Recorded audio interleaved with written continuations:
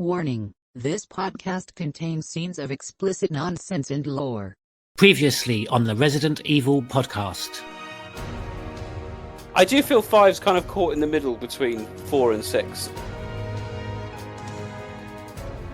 I mean, basically, they should have put Nikolai in any other scenario apart from this one.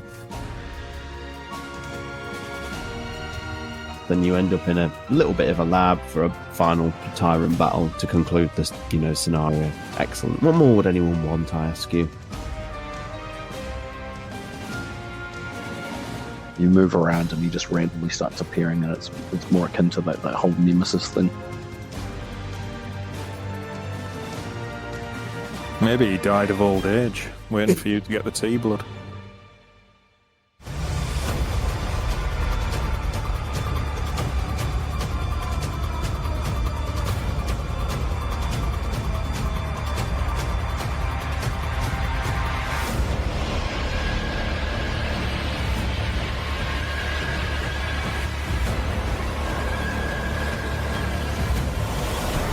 The Resident Evil Podcast. Hello and welcome to episode 96 of the Resident Evil Podcast. Getting deep down and mouldy. I'm Nick, better known as Neptune. Let's see who's joining us today. Still scouring the files for more HCF clues, it's the Batman. Hello. He's more a Speedo-wearing BOW than a tall lady vampire kind of guy. It stars Tyrant. Calm down. No mouldy buildings under his watch. It's George Trevor. Good evening. Coming up in this podcast, this is very much a follow-up podcast to our era of bioterrorism deep dive lore. So we're going to be looking at everything in the Mold soft reboot that kind of came about in Resident Evil 7. So in terms of your timeline, fanatics out there from 2016 basically onwards to 2021, mainly covering RE7 and Village. It's not a review per se, it's just more of a dive on the lore and a discussion about some of those finer points, and perhaps, what else we can expect from Resident Evil 9, which we're all tentatively waiting for. We've got a small bit of news, and of course we'll be ending with another edition of Neptune's Biohazard Quiz. So we'll start with the news.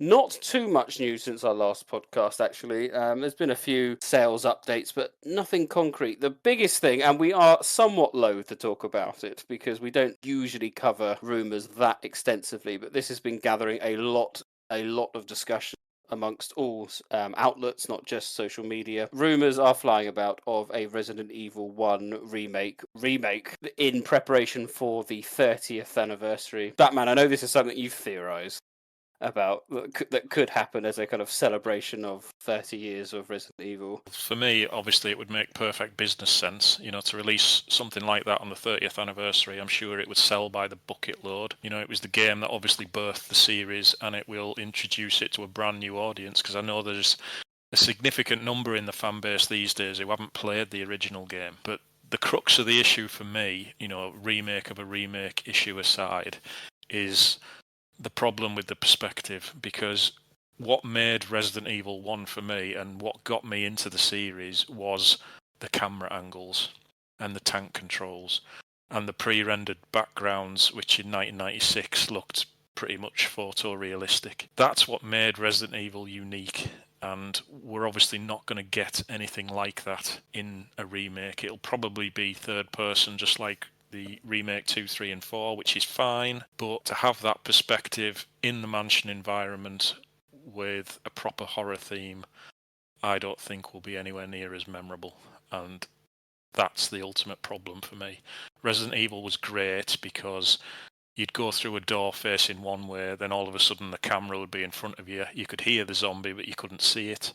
Yes, in 2026, that'll be frustrating as hell, but back in 1996, that is what made the game stand out from everything else, in my opinion. That would almost inevitably lead to some significant redesign. I think we've spoken about how, as you say, the camera angles are perfect for the narrow corridors of the mansion. Whether that will translate well into a third-person mode, we'll have to see. George, you are a massive remake fan, being your first kind of major farrar, not first, but major farrar into the series. How would you feel about it coming out again with the RE engine in tow? Again, everything. Just I can't really say much more. Add to what Batman has said. Absolutely, what drew me into the series, what immersed me in it, what engaged me emotionally. Not just the narrative, and that's something that really jars with me when we're going to speak about, the installments of 7 and 8 and what the mold does, is how much the narrative has changed, how more fantastical it's become. Because while we were kind of dealing with viruses and the undead, it still felt very grounded, and it kind of still felt like a human tragedy, sort of a tragic story that could almost happen to me. It just felt so emotionally close to sort of certain things I was going through at the time.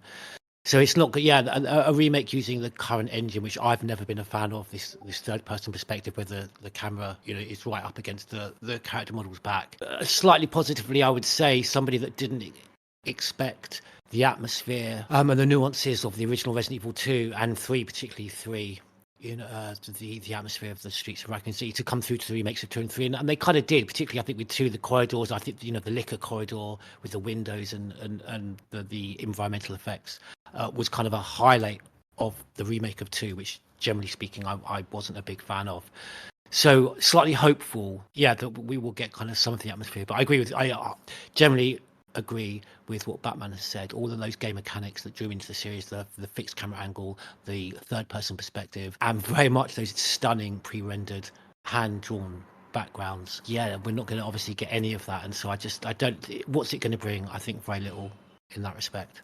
Is there anything, over to you, Stars, that would pique your interest? I'm thinking, something I think you've always wanted to do is VR through the Spencer Mansion, but my concern about that would be that the redesign of the Spencer Mansion would be so different, because I just don't think that it could work, or the game would be so short with the kind of third person view, because that inability to pick off a headshot or aim for a limb, which you can't do in the remake or the original. That's what meant ammo was short, whereas in an RE-REmake 2, you could aim, but they made him a bit bullet spongy. But in doing so, everything was that little bit wider to enable you to go along. And so if they did do VR, which I think would be universally accepted and excitable to the fandom, but it perhaps wouldn't be the Spencer Mansion we all know. Why are we talking about remakes again? We said we wouldn't a couple of podcasts I mean, ago. I actually must say this just as a brief aside before I begin.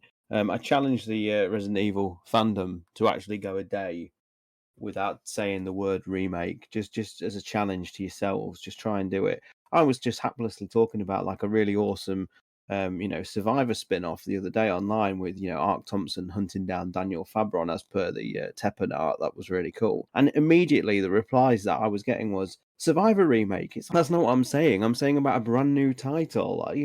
Just please stop bringing up remakes. Let's try and have something new. So with regards to the remake of the original, I don't want it. I'm not interested in it. I'm not interested in the new perspectives or expanded mansion it will give. But then you do have me, Nick, and Capcom will have me, because I can't lie. As a location I've spent over half my life running round, the idea of seeing it with my own eyes as such is a draw. I can't lie. And with regards to like the changed geography, I do kind of hear what people are saying. The closest I suppose we have to that with regards to VR in mind is the Baker Estate.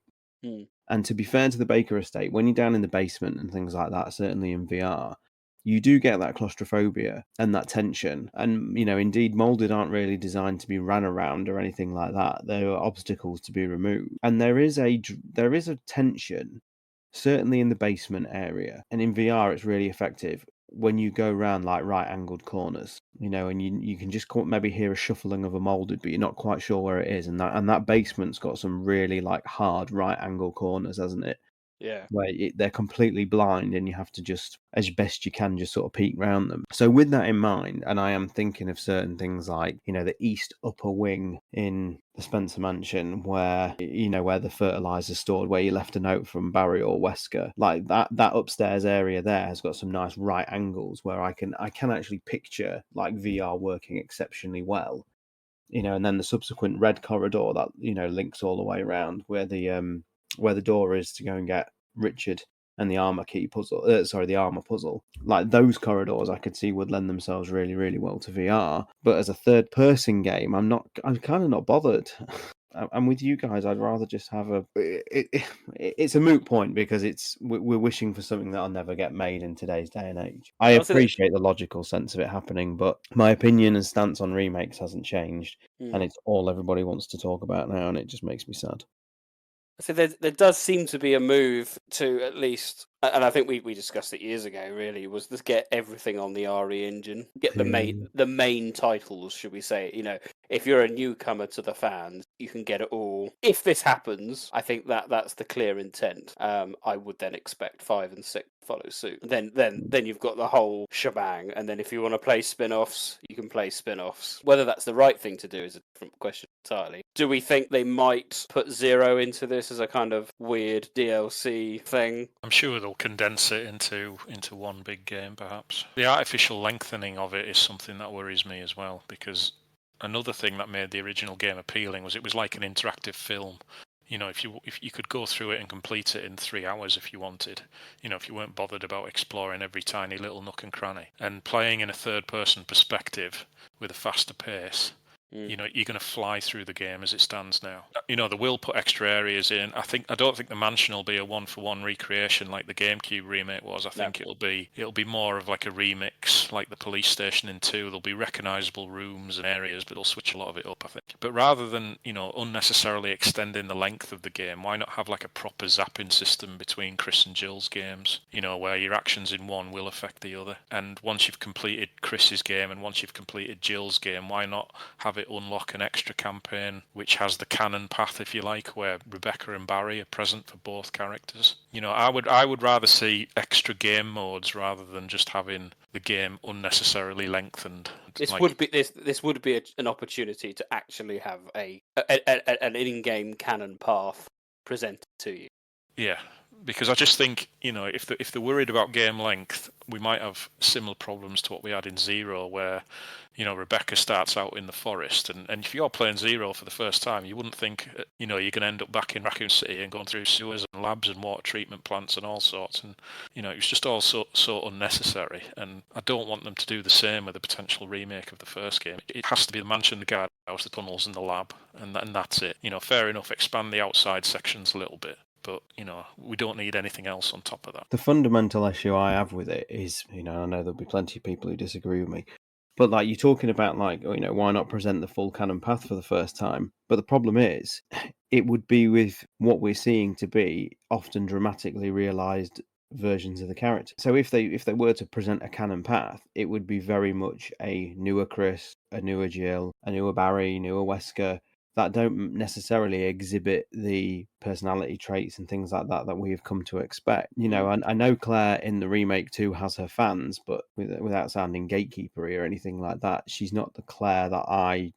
fell in love with back in 1998. She's a different Claire. So if you're talking about like, a new fully canon path being presented, then that's with the caveat that it will be with potentially very changed characters. So then how canon is it if you're talking about its relation to the OG timeline? It kind of becomes this new thing, if that makes any sense. No, what Jill in Death Island, for me, is not the same character you see in Resident Evil 5 or even Lost in Nightmares or Revelations. She's just completely different personality-wise. Any remake of Resident Evil 1 will just be more confirmation that this is it's a completely separate timeline, separate universe from the original games. I just wanted to say that makes absolute sense, Stars, because if I'm understanding right, it speaks to what resonated with me with regard to the acting performances of Joe White and Heidi Jansen-Swan and Ed Smaran, the whole, well, particularly Joe and Heidi, is how almost understated the performances were for Jill and Chris, which kind of aligned very with the atmosphere and the kind of and the pace of the game as well. They were able to recapture the kind of B-movie aesthetic of like, this is normal, and without it being over the top. Whereas you would imagine a newer version would be a bit more sweary, a bit more. But this, what I mean? A bit more over exactly. It'll be almost too slick. It will be too well produced, because you can guarantee like a remake of the original game, or its remake will be the most dazzling production qualities you've seen, because this is what the RE engine is. You've got to give it to Capcom. Like even their worst RE engine game which is RE3, is generally celebrated as one of the best with regards to how the characters are done, some of the cutscene direction being top notch. So Yep. even in all that game's flaws, it still brings to the table like a triple A polished production value to it. And do you potentially lose some of that inherent charm of the Spencer Mansion if you polish it to almost a mirror shine, and have, award-winning performances from characters, from actors and things? It becomes something else. Because like you say, Nick, it will be modernized. It won't be done with a B-movie charm in mind. Remake and the original game are very different kettles of fish, because you're supposed to feel uneasy. Something's not right. And the characters aren't really performing what you'd expect them to perform. Jill's not that horrified about seeing a zombie. I know she throws up, but it's not like, they're quite adept at it, and it's because they're depicted as quite stoic. yes. I know some people would say almost emotionless, but you could just argue they're just consummate professionals. I'm not sure. As I said, the rumours are relatively baseless at this point in time. We've still got Resident Evil 9, which is... There are other rumours about that, which I don't really want to address, because, again, let's just wait and see. But an interesting point I think we've had privately, haven't we, Bats? We've said this is probably the first time ever that we could remember that there is nothing on the slate from Capcom, ever. Yeah, to my knowledge, this is definitely the longest we've gone without at least one official release on the way. Yeah, and it's kind of strange, because you would have thought Capcom would have really wanted to capitalise on the success of Remake 4. I mean, obviously, we know there's things in the pipeline, but I'm surprised they've left it, this long to announce something. We shall see. We'll keep an eye on that and report accordingly.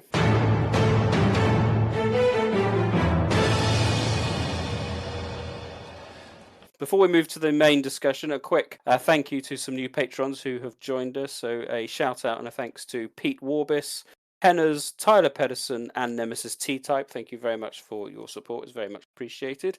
If anyone's interested in our Patreon and the perks that you get, it's more of a thank you very much system as opposed to a specific tiered system.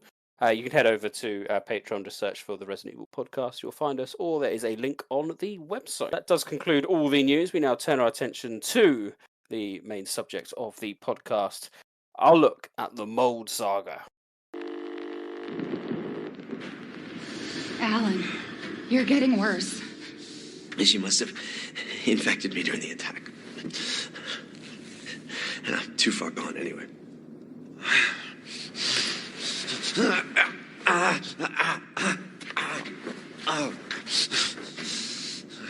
But it serves me right. It's my fault she got out. Yeah, it is your fault. But that doesn't mean I'm gonna let you die. She didn't attack you?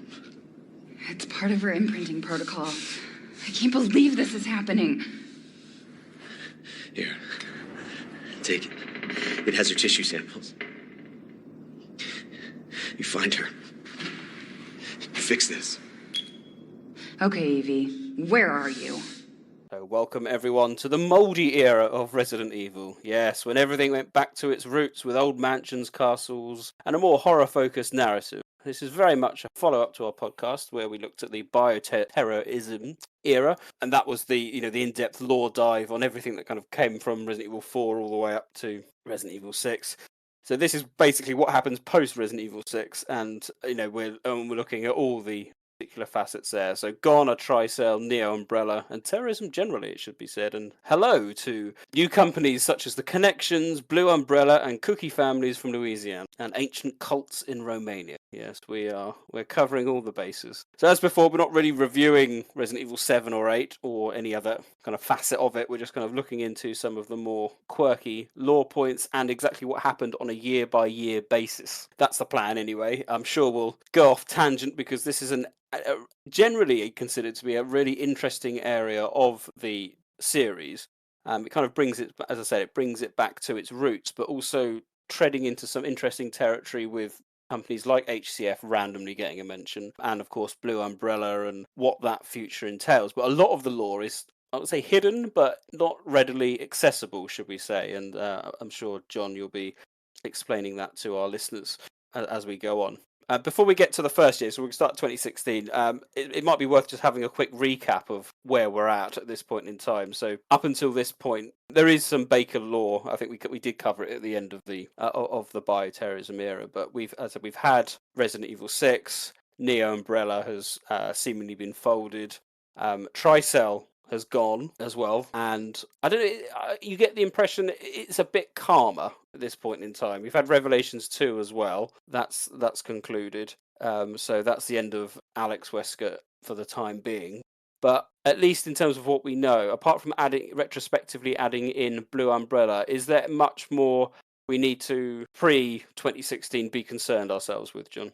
No, I don't think so. I think we covered it all in the bioterrorism episode. I think the most pertinent thing in relation to what we're discussing tonight is in late 2014 there was the failed BSAA operation to apprehend Eveline, which resulted in the tanker crashing and the leak of the mold in Louisiana. That happened in sort of late 2014, and the Bakers were infected then as well. But in terms of overall law, things have quietened down a bit. You had the New York outbreak, which again was in 2014. 2015 was a bit quiet. The sort of background stuff with Umbrella Corps was occurring.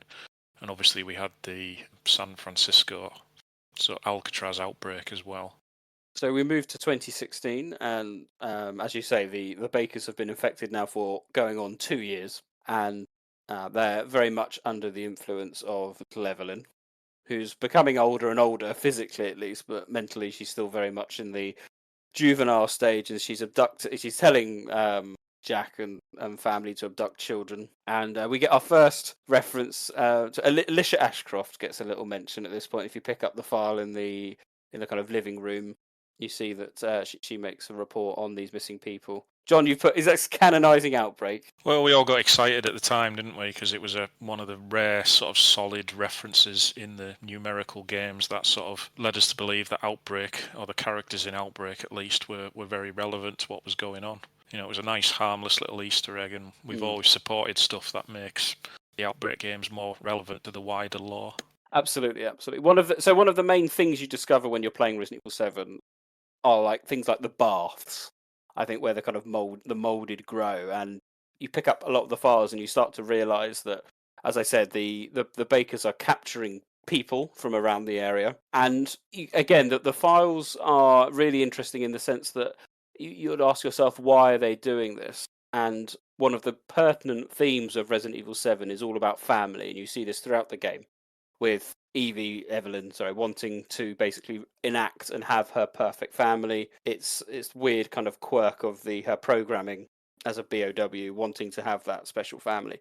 And so she's acquired the Bakers, but that's seemingly not enough. And she's telling she's telling them to capture other people to join their family to see if they are deemed worthy. But they're all becoming molds when the Bakers subdue them in these baths, which is full of mold. Yeah, I mean, Eveline's wanting to sort of add to her family. We know in some of the DLCs from Resident Evil 7, she took a shine to Clancy, for example, and saw him as a potential big brother. And the moulded creatures are kind of explained as those who were captured. Eveline would look at them and say, no, I don't really like them, so they would be converted into moulded. They would be killed, placed in bathtubs, covered in the mould, and the mould would sort of decompose the body and take it over. And then they used to put mesh coverings over the top of the baths as well. So if it was a successful conversion, the moulded creature would be able to get through the gaps in the mesh and sort of form itself. There's two types of moulded, really. There's one which is sort of the remnants of dead humans. You know, I think if you look at them really closely, you can see bits of teeth and bone and things like that. So these are obviously the people the Bakers have captured. And the other type of moulded is the ones that Eveline can sort of create herself on the spot from large clumps of the mould. You know, we see them sometimes form from puddles on the floor or come out of the walls, things like that. Yeah, towards the end of the game, don't they? They just randomly appear. But yeah, Sean, I remember you pointing out some of that. Some of that details with close-ups of is it the teeth and the eyes? Was it the eyes of the moulded? You can really get a zoom in on some of their details. Yeah, they look utterly grotesque in VR when they're but 2 inches from your eyeballs. I still think that I know you can argue that there's not enough in terms of variety, but I still think they're one of the most delightfully icky monsters in Well, the series. they're better than the ooze, I think. Mhm. The only thing I would say about the mold is there's just not enough variety. I think in the entire game, there's only a few. There's mold, and then there's like a bladed mold. I think I appreciated like the fat molded that all kind of spew out stuff, but in terms of the more humanoid, thinner version, Yeah, there's not much difference, is there? I do mourn the fact that the really spindly spider-like molded that was in the concept arts, that sort of hanging from the ceiling and stuff over the baths, is some of the most terrifying concept art I've ever seen. And if that was put into the game, I'd have been scarred for life, I think. What do you think of generally the mold and that kind of the back lore as to how they're created? Those two types, as John mentioned. The lack of variety in the mold doesn't concern me so much because it was a serious highlight for me in terms of the game mechanic, how it moved. The randomness of it was so much, and it really resonated with me. The point Sean made about the basement area of the Baker estate, where you see these molded almost coming out of the walls, almost kind of like alien-esque, was a real highlight, and was the first time I think I really kind of felt that terror that I did in the Spencer Mansion. And that's why Resident Evil 7 for me was quite a short-lived highlight across this period of time, very much game mechanic wise, not so much lore and narrative, because it kind of stripped everything back, as we all know. And although it was actually, ironically, although it was first person, it just kind of brought through so many of the original survival horror feeling, maybe not necessarily game mechanics without pre-rendered backdrops and that sort of thing, but just kind of it really felt very much the same kind of emotional feeling that I did in the Spencer Mansion, and really kind of scratched that survival horror itch that hadn't been scratched for quite some time for me. And the lore wise, I'm sorry, I tried not to be too negative, but overall, see, I like the individual human tragedies, and when you talk about Evelyn, I think for me the more interesting story was that period of time that she was with the Bakers and the creeping influence that she had over them, which is why I kind of lament the way that you mentioned Revelations 2 and that ticking time bomb that Moira is, in Family Burton. That was a far more interesting story that I would like to have seen developed, and the premature demise of Alex Wesker as well. I would have loved to have seen that continue on. But just for me, it just became very much Village, far more guilty of this, obviously, than 7. Just became far too fantastical. We trace back the origins, the T virus, and for me, really, it kind of hit its peak with what you can do with these viruses, with adding the T and the G in Dead Aim. I think after that, it almost started to become repetitive. So I can see what they were trying to do with the molded kind of and the Bakers, new family, new organisations. But for me, it's just the individual human tragedies that I find so much more interesting, rather than these kind of faceless, nameless, directionless in terms of motivation, directionless, repetitive organisations that we get. And the lore in general for the molded, Batman. We'll talk about this later, and Batman's mentioned it in the previous podcast.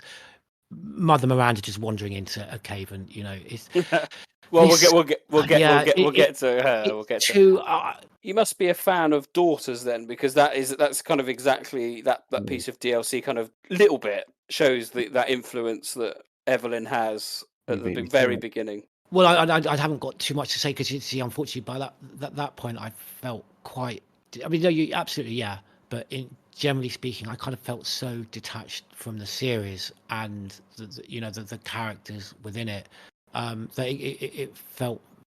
I mean, yeah, I agree with you, but just it was kind of a small kind of. You didn't see a lot of it. It was I agree, because it's right at the beginning of her involvement with the Baker. Sean? Yeah, you beat me to it, Nick. I was literally gonna bring up Daughters, because I still think that stands as one of the best piece of content, not just DLC or anything. In the entire series, I love the fact that we're witness to what is effectively ground zero on an outbreak for a change. And I do think the tragedy of seeing this not perfect family. If you read the files, Jack's not quite as perfect as he's depicted at times. He has his fair share of problems. You wasted your time! But certainly it's a peaceful household at the time we see it in Daughters. And just to see the two of them in the early stages of losing their sanity is horrible. It really is horrible, and they they both try and fight it fall is inevitable by this point. It's already too late. By the time they bring Evelyn into that house, it's already too late. And how quickly it happens is terrifying. Like, if you were to ever appreciate the reality of something like burrowing itself into your brain or growing in your brain, it doesn't really burrow itself, but it starts to grow within your brain, and there's nothing you can do about it.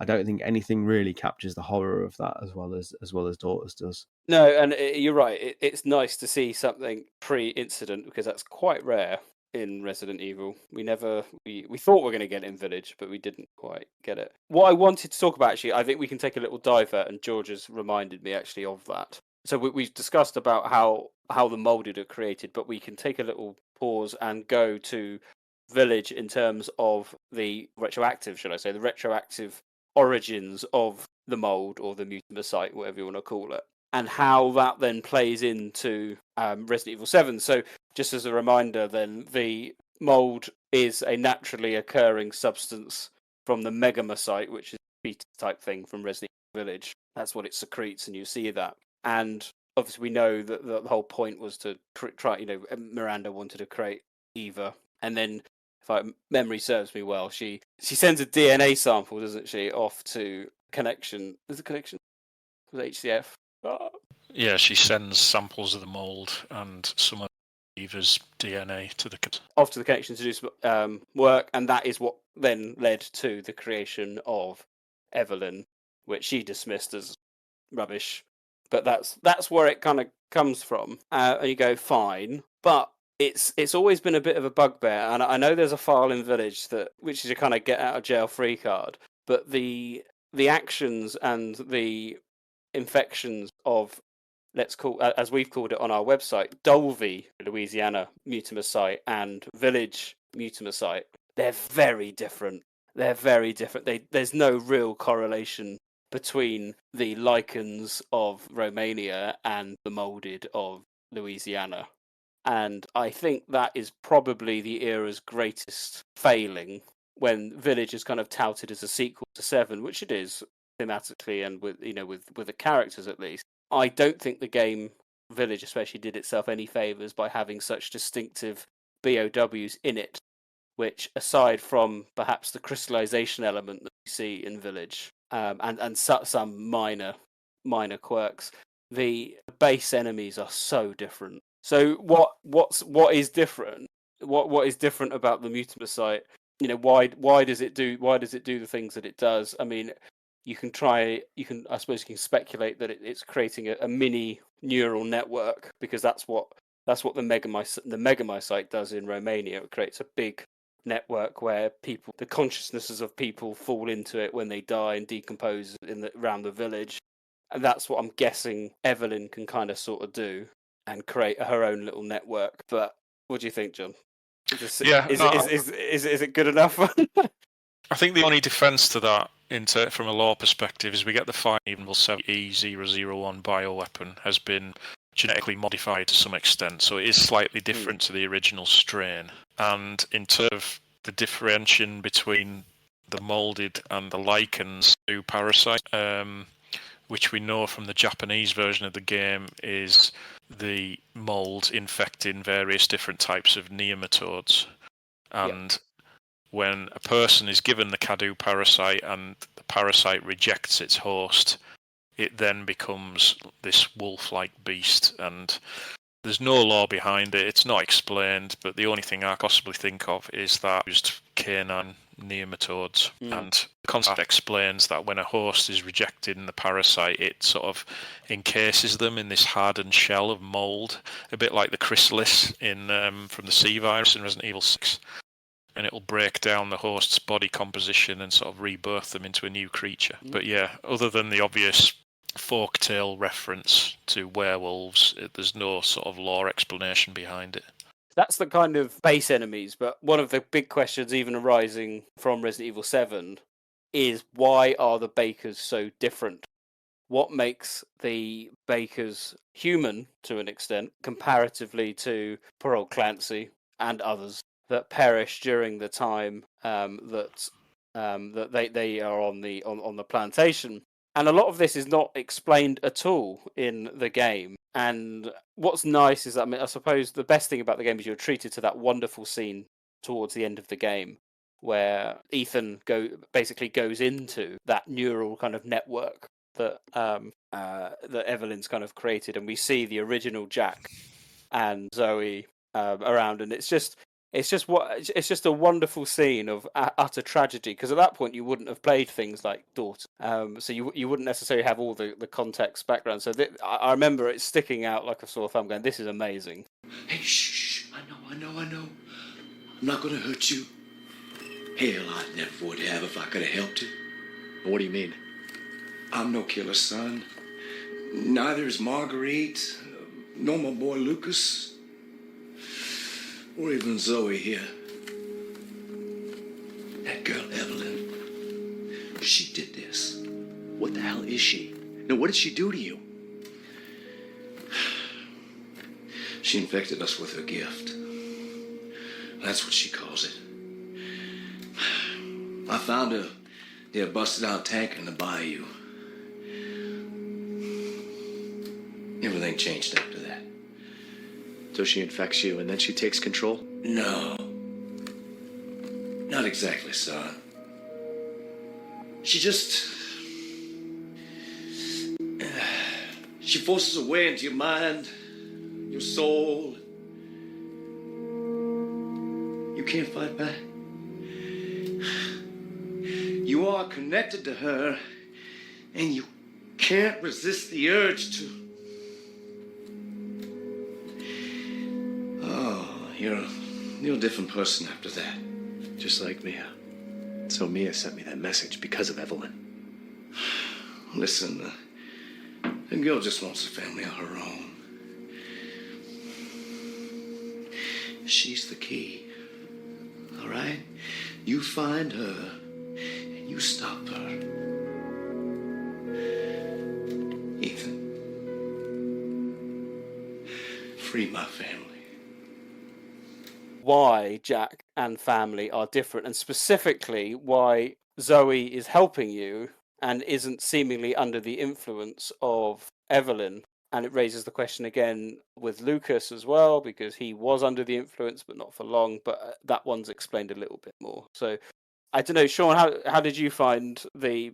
Because there is explanations. Don't worry, listeners. We can help them. But adding into Mia as well, how did you find that experience? Did you think it was more of a, I don't say cop out, but do you think it was purely done for the gaming purposes, or do you think that how much they think about what they wanted to do with this? I really don't know how to answer that, Nick.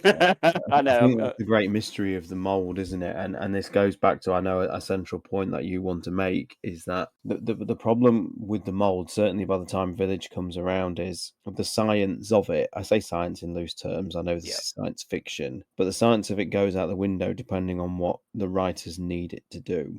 So because of the ever-moving goalposts, how do you ever answer that with a coherent 100% watertight answer? And I think that's been one of the biggest issues I've always had, is that even the files are deliberately vague, and obviously there was some redacted files and things like that in Resident Evil 7. There's some cut content which did help a little bit, certainly with regards to the various series and things that help create it. But all of this is abandoned by the time Village comes around and spins off an entirely new storyline to do with it, with all the CADUs and everything like that. And I don't even think Capcom themselves know how to answer that question, Nick. That's why. Well, who else to give it the answer for you, Sean? I'm sure.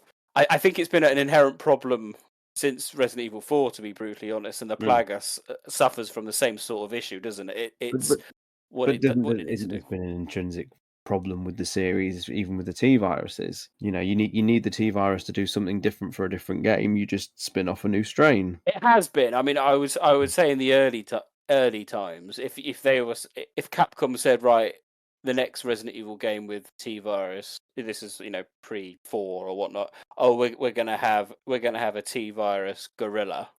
Mm. You're gonna know what it's gonna be. You know that it's not gonna get too big because mammals don't. There is a consistency with the T-virus across 5 games of the outbreak. Generally, insects and arachnids generally get ridiculously large. Mammals stay the same size. Fish tend to stay the same size. Plants get very big. It's only in the VX, I suppose, you've got your variations and things, and that's fair enough. Whereas already in 2 titles with the Mold, you've got 2 wildly contradicting development cycles of infection and everything, haven't you? Yeah. I mean, how the fuck does any kind of like bacterial substance or fungicide or whatever it is able to break down a lady's body and turn her into horseflies and retain any sense of sentience?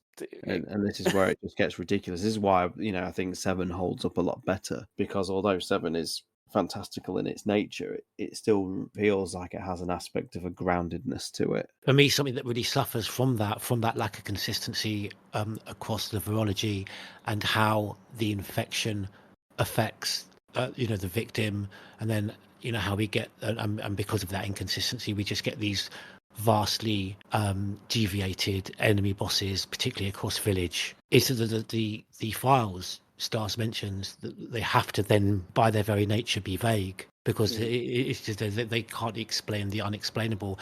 And we just the series, we lose something that was so vital to that survival horror experience back in the day, when you had those incredible files that really got across the individual human tragedy, the suicide note, researchers will, people lamenting their last days and avoiding the inevitable and taking the easy way out and hanging themselves before they become the undead, and we just lose that. I mean, John might be able to answer this better than I can remember, but another issue I have with the mold between the 2 titles is like there's some very clearly defined stages in Village to do with infection, from initial infection to when you like lose yourself to the Evelyn's hive mind or whatever. And yet you've got in Village, and it's only really throwaway dialogue you occasionally get in boss fights, but there's a very notable one from Lady D, where she talks about how Ethan's one of the only people who's ever seen her in the form she inhibits in the boss fight, implying that she can change at will. Yep. Too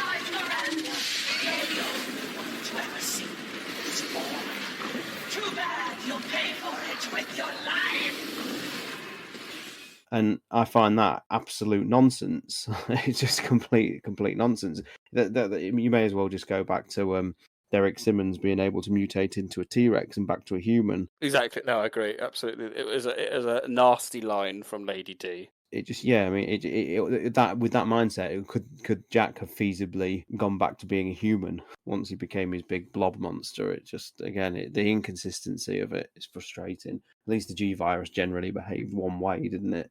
Once you'd started mutating into bulbous forms, there was generally no going back. Exactly. Yeah, no coming back from it. But there, I mean, to give 7 credit, there is explanations to Mia, Jack, Marguerite as to why they're different. As I said, though, it's not in the game. It's generally hidden in the Biohazard 7 Kaito Shinso supplemental material, which we have on the website, so you might want to check that out in the lore room. But John, did you want to give a layperson's guide to the different infection stages of the Dulvey Mutamycete and exactly what the hell's going on? There's 3 stages to the infection.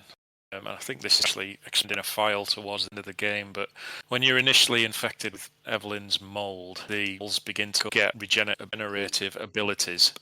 You'll be able to heal from wounds, and I think in the files it mentions that when they did experiments, they actually severed people's arms and legs, and they were then able to reattach those limbs and have full functionality within, almost instantaneously. And obviously before the big retcon with Ethan in Village, this was supposed to be the explanation as to why he can pour some potion on his hand and reattach it, or do the same with his leg when you get that optional scene where Jack hacks it off with a shovel. And as the mold is sort of slowly growing in your system, you begin to sort of experience visions of Evelyn. And again, obviously in the first hour and a half or so of Resident Evil 7, this is the phase Ethan is in. He can regenerate from his wounds.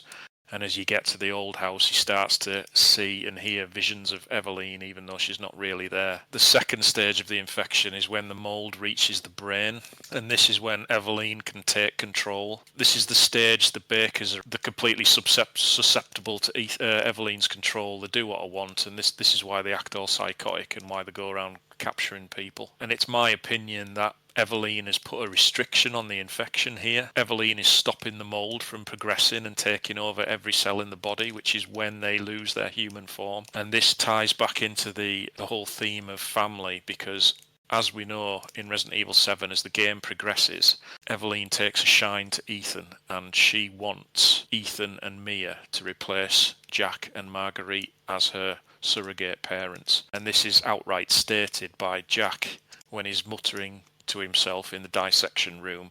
He sees Ethan as a threat because Eveline's looking to replace him with Ethan. And then the final stage is what we call incomplete infection, which is when every cell in the body has been taken over by the mold, in which case the subject begins to lose their human form. And this is what happens to Jack and Marguerite ultimately, because Eveline loses interest in them. She wants Ethan and Mia instead, so she lifts the restriction on their infection and allows them to keep going. And then when it takes over every cell in their bodies and they consistently take damage from Ethan in the boss battles, they begin to mutate and lose their human form. Obviously, their forms differ from case to case, but this is the explanation in my eyes as to why this happens.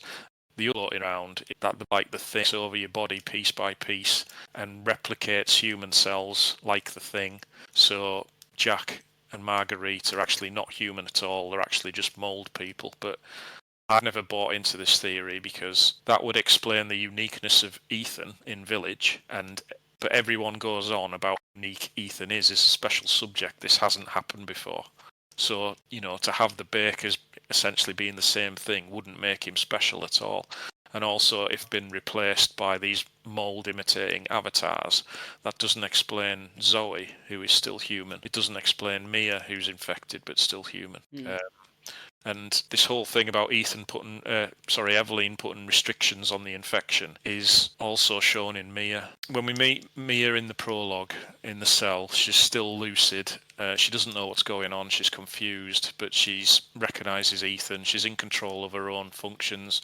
She's in the image here. But later, when she crawls up the basement and her eyes turn black, that's when she goes into the mid-stage infection, because the mold has progressed. It's reached her brain, and Eveline is assuming control. But then when you hit her with the axe and her eyes return back to normal, she's then gone back into the action phase. And this sort of staggered control that Eveline's got is a result of Mia's biological imprint protocol as her surrogate mother when she was a handler during transport when they were on the ship when she was working. And this is why Eveline gets so frustrated, because she can't get full control of Mia. And this is ultimately why Eveline lures Ethan into the events of 7, because she believes his presence will finally get Mia to sort of fight in the infection, so to speak, and allow her to assume total control. Can I just ask a quick question? Maybe it didn't come through. Can I just ask, sorry, Batman, why can't Eveline take full control of Mia? It's only referenced in-game dialogue as an imprinting protocol, whatever that means. And it's something to do with Mia, because Mia is Eveline's handler. Yeah. It stops Eveline from attacking her or, trying to cause her harm. And it's because of this that when she ultimately does get infected, Mia seems to have a stronger resistance to it and can sort of fight back. So that's why Mia acts so erratic through the entire game, really, because she's constantly fighting this infection because of some kind of agent the connections had put into her. You see that in the files, don't you? And yeah, the ship bit. Yeah, it's not really elaborated on, but Alan, the other handler, he doesn't seem to have that, and ultimately, when he pisses Eveline off, he's got no defense, so she just can control them. She just instantly knocks him up to 100%, and he basically turns into mold and explodes, right? Yeah, that's a bit of a plot hole. I'm trying to think. I can't think any reason, because if anything, I know. Wait, was he her superior, or they were at the very least on the same levels? There's no reason why he wouldn't have that inhibitor either. Yeah, again, it's not explained, but I think they maybe just ultimately thought it would be more effective on Mia because Eveline took a shine to Mia when she was, kept in isolation for all those years, and Alan's just ultimately a bit of a dick towards her. It's not really elaborated on, but that's the explanation in my eyes, as convoluted as it is. Throughout the game, the Bakers are in the mid-stage infection, which means they've got the superhuman strength, they've got the regenerative powers, they're fully under Eveline's control, but they're still human because she has put that restriction on their infection, which stops them going into the the third phase, and it's only when Ethan and Mia replace them as Eveline's parents does she allow that infection to continue, and they lose their human form. And I think it's worth noting that what's different between them and, say, the Molded is, at least I understand it, is that the Molded are dead. At least the humans are dead. They kill them. Jack and co kill them, and then they put them in the bath, and then they turn into the Molded. Yeah, because, a Molded, every cell's been taken, every cell of what remains from the original human has been taken over by the mold, and therefore they lose their human form. And this is what, as you said, this is what hints at what makes Ethan relatively special, is that he, as Evelyn says in Village, Jack kills him. Ethan in Resident Evil 7. That's the big, potentially unnecessary plot twist. But Ethan is killed very early on in Resident Evil 7, and yet he doesn't. But he comes back to life, which is what makes him special. So he is almost like a super mold, because he's infected and doesn't then become a molded himself. Yeah, and it's one of the worst plot points in the entire series for me, because it doesn't add anything to the story. There's no science behind it. I don't know how it happens, but this is where I do actually think it is a bit like The Thing. He is a perfected molded. The mold has taken him over completely 100%, but probably due to Eveline's tinkering, she has made the mold cells, instead of just replacing human cells, they have then replaced and imitated the human cells as well. So he is like The Thing in that respect, and he's completely unique, as Mia keeps on saying in Village. And yet the BSAA don't pick up on this. Well, no, and again, it's not explained. It's all silly. There's no rational science behind it. But if the mold are imitating his human cells perfectly, and the blood test from The Thing wouldn't work, then if they don't know what they're looking for when they're examining Ethan under a microscope, all they're seeing is probably just human cells, because that's what it looks like. And if the mold have perfectly replicated all his biological functions, then that would possibly also explain how he was able to father a child when he's essentially just a bag of mold. It's ridiculous. It's laughable compared to, like you were saying earlier, George, the grounded science of the first game. This is just utterly, utterly stupid, but it is what it is. We will come back inevitably, because more things happening in 2016. We take a divert over to the wonderful world that is Umbrella Corp. So yes, in 2016, the multiplayer elements of Umbrella Corps are taking place throughout that particular year. So we've just got to be caveat this. So the multiplayer element is itself, I think the concept is relatively canon. Perhaps what you hear in the game itself isn't. I'm speaking about a certain Wesker character, but the whole point of this is potentially important for Blue Umbrella, depending on where the storyline goes, is that the general theory remains is that Blue Umbrella, who are touted as the goodies, at least in Resident Evil 7, aren't, or at least privately they aren't. There's still a Red Umbrella element, and they've got their paramilitary team going into war zones that you play in the multiplayer element, trying to retrieve data, combat data, all that kind of thing. What's interesting with the multiplayer element is that there's loads of corporations, and again, if you go on our website, you'll find a list of all the ones that do appear. So there's all sorts of companies and organizations, one being Shenya, who make an appearance in Heavenly Island, which is nice. I think the Zombie Jammer as well. I think that, if I remember correctly, I think that's in it. So that's kind of going on in the background, and they're using, was it training from Hunk, or the combat training that he pioneered. Yeah, so the sort of theme behind it is all these corporations hire mercenaries to go in these quarantine zones to sort of obtain samples and steal research data, etc. And the idea is Blue Umbrella, or Red Umbrella in this case, have got the edge because they use this close quarters battle zone combat system, which was originally developed by Hunk and then later championed by Wesker. And it's all tailored towards CQZ in infected zones against BOWs rather than other humans. And this is why Blue Umbrella sort of have the edge over all these other companies, and obviously they're the ones who get all the samples and stuff, and that just increases their power base. I mean, it's all superfluous, it doesn't really have an impact on the story going forward, but just from a sort of world building point of view, I like it. We're sort of deep into the bioterrorism era here, and the idea is that, since the death of Wesker in 5, who had like a big controlling stake in like the black market and the BOW underworld. His death has sort of caused this massive void, and you've got all these organisations looking to sort of seize this huge gap in power that's appeared. So, the leftover research left behind by the original Umbrella and Tricell and, things like that has only increased in value. So all these corporations are trying to get hold of it to sort of give them the edge in the next sort of generation of bioweapons development.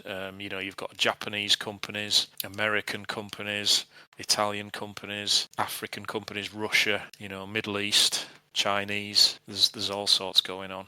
So just from a world building point of view, I find it really expands everything, and I really quite like the concept behind the multiplayer section of Umbrella Corps, not commenting on the actual gameplay itself. It'd be interesting to see, Sean, though, if any of those concepts are forwarded, because although it can link quite nicely into what we see in Resident Evil 7, again, it's not, as John says, it's a bit superfluous. You don't necessarily need to know about it, but it'd be interesting to see if they do reference it a bit more going forward. I don't know. I mean, the whole revived Blue Umbrella, Red Umbrella thing is a bit strange to me when Not a Hero establishes that this has been going on since 2007, isn't it? Yep. So why what is all Neo Umbrella about in RE6 with all that in mind? Well, they've got a red badge.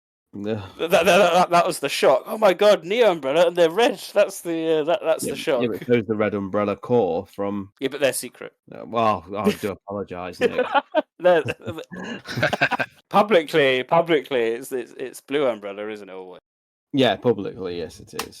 I agree though. I actually enjoy all this secrecy that goes on with this, and again, a lot of this, and we'll inevitably come to it a bit later on. A lot of this is again hidden in Japanese gun pamphlets that the replica guns that you can buy. We've got a lot of them on the website. Check that out. But we'll come back to further Blue Umbrella discussions, no doubt. Final thing that happens in 2016 is Lucas. So Lucas is a bit of a special case with the molded. He is infected with with mold, but I think the general working theory is that Evelyn doesn't really give a monkeys about him. Sorry, I should have said about Lucas. When I was talking about the Bakers being restricted to stage 2 of the infection, Lucas was initially the same, but because the connections approached him and made a deal with him essentially to report to them on Evelyn's movements, they gave him some kind of serum which regresses him permanently back to the initial stage of infection.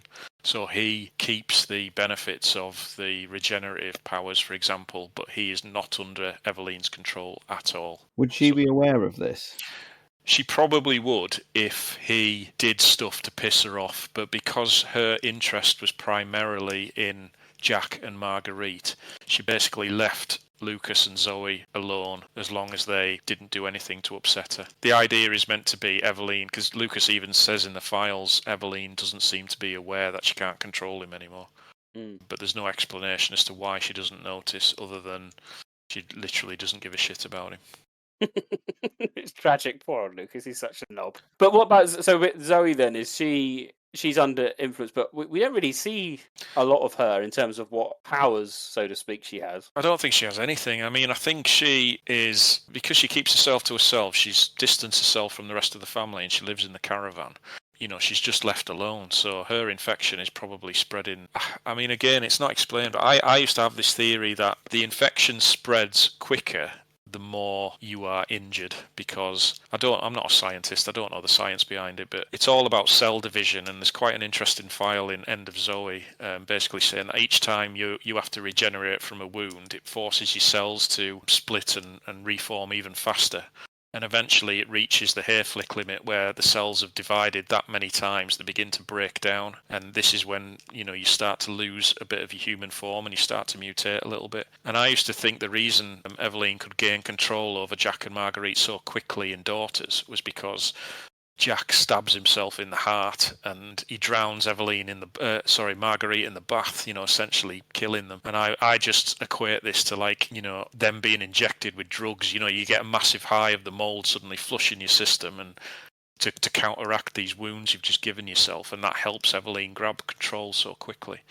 And we don't see anything like that happen to Lucas or Zoe. So I think that's why they don't fall under a spell as quickly. But it's all conjecture, there's no explanation. I'm just speculating here. But as you say with Lucas, he's now reporting back to the connections because they want to.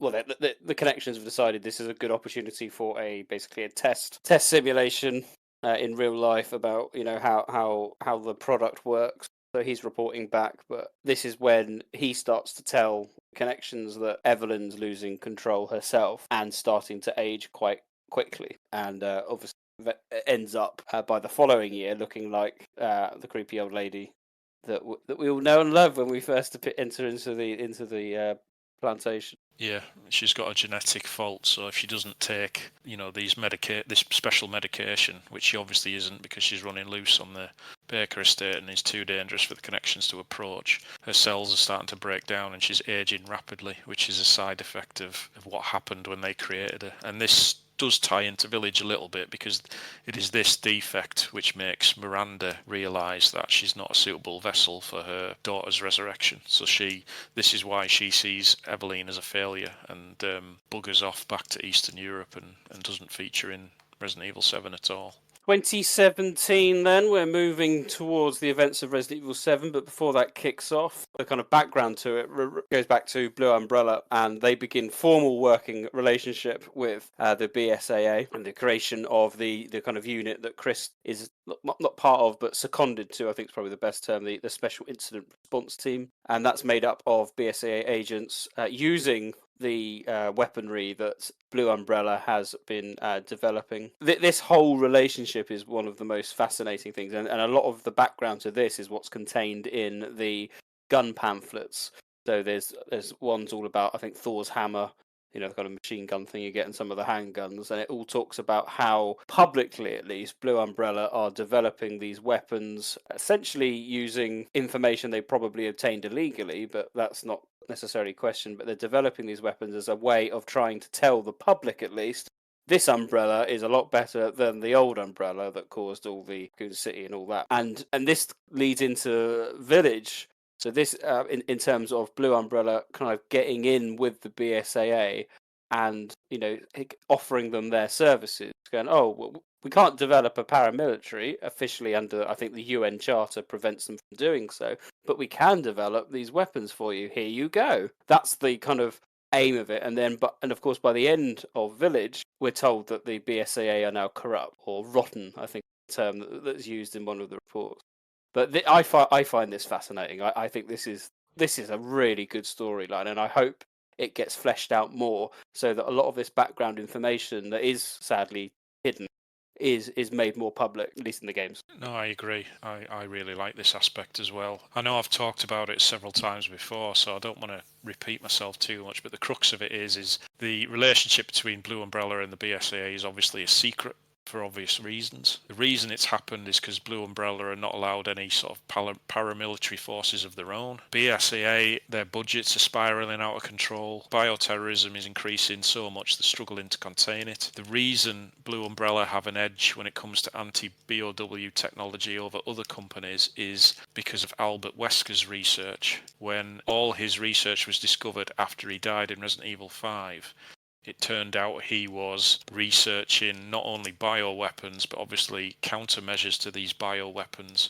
because one of his goals at the time was to monopolize global warfare. He wanted to be able to supply countries and governments with the latest bioweapons, viruses, but also the means to counteract those weapons. So when any sort of global conflict broke out, he could control the direction of it. So because that was his aim, he'd been secretly researching like anti-BOW countermeasures for like 20 years.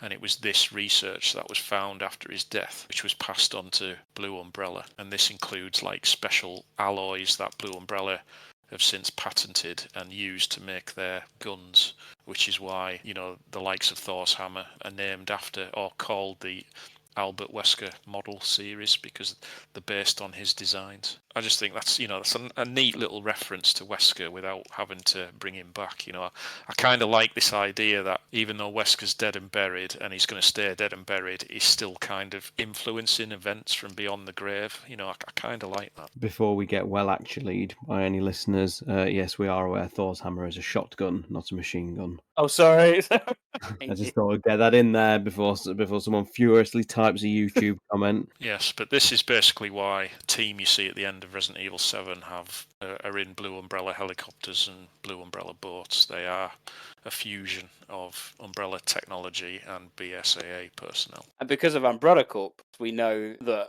I think it's pretty explicit, isn't it? That they are breaching their UN charter by having a paramilitary group with Yes. wear the umbrella group that wear the red umbrella logo. Yes, but what's not explained is we don't know if the whole company is corrupt or whether this is just a certain faction within Blue Umbrella that no one else knows about. It was Red Umbrella agents who tested the zombie jammer, for example, and the members of the Special Incident Response Team have zombie jammers on their backs. But obviously they're not going to work fighting moulded creatures. But the illegal actions of the Red Umbrella side are obviously having an effect on the Blue Umbrella side and the equipment they're supplying to the BSAA. See, I find it all really interesting and probably the most fascinating subplot that they've got going on. I just, as I said earlier, I just hope it becomes a little bit more prominent, and it may well do, because the revelation, if you like, at the end of Village is that the BSAA are seemingly the baddies.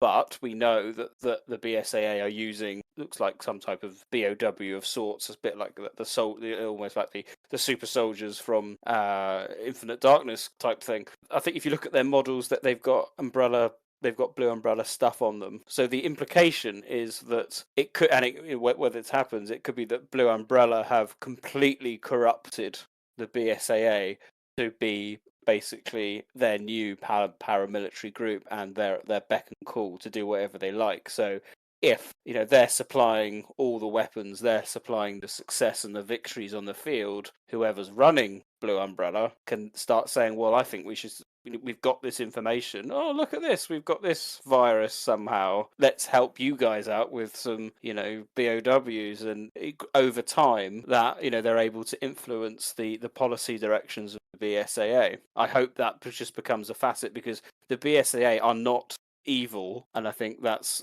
probably needs to be hammered home a little bit. Yeah, that's certainly the theory I subscribe to. I don't think the BSAA are out and out corrupt. It pisses me off when I read on forums or Twitter these so-called law experts saying, oh, the BSAA have always been evil. Literally nobody was saying that before Village came along. And I agree. I just think over time the BSAA have just been forced to become more and more reliant on Umbrella, to the point where they've basically become pawns. The BSA are basically pawns to Umbrella and their actions. It's kind of a nice parallel to what happened with Umbrella and Stars. Stars were created and part funded by Umbrella to be their patsies, and it's sort of a similar thing here. So the question is, who runs Blue Umbrella?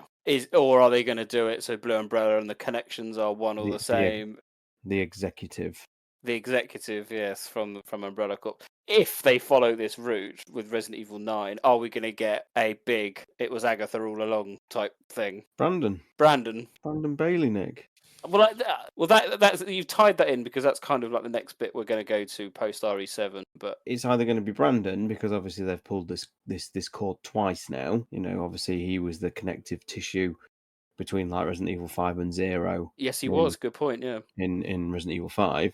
They then did it again, obviously, with the Baker report for Village. So they've either got something heavily planned for Brandon Bailey in the future, or they are going to do some elaborate follow-up to the executive hint from Umbrella Corps and have a Wesker variant, whatever you want to call it, clone, lost Wesker child, or Spencer's been alive the whole time. I don't know.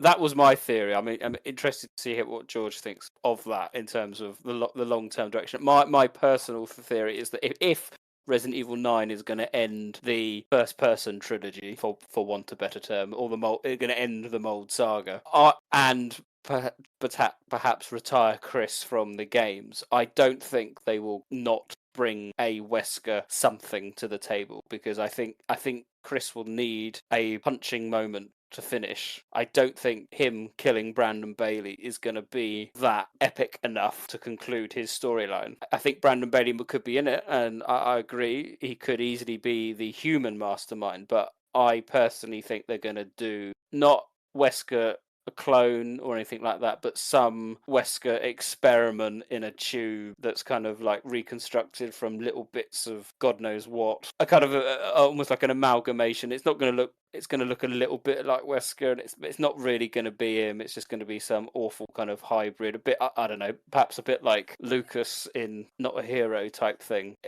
It's barely recognisable, but it'll be enough that you can see his face. That Chris can finally put an end to Albert Wesker and then have a punch. I don't think they're going to bring back Resident Evil 5 Wesker. I don't think he's going to stand there with his glasses and go, "Oh, Chris." I can't think of a worse storyline, but I think they'll bring something that's got Wesker DNA in it or something like that, and just say, "Look, this is our big bad take over the world," or whatever. This is our chaos from RE6 thing, and by the way, it's made up of lots of Albert Wesker gunk. Chris is going to end it. That would be the only acceptable thing, in my opinion, that they could get away with. Sean, what do you think of that? Do you think that's borderline acceptable as a theory?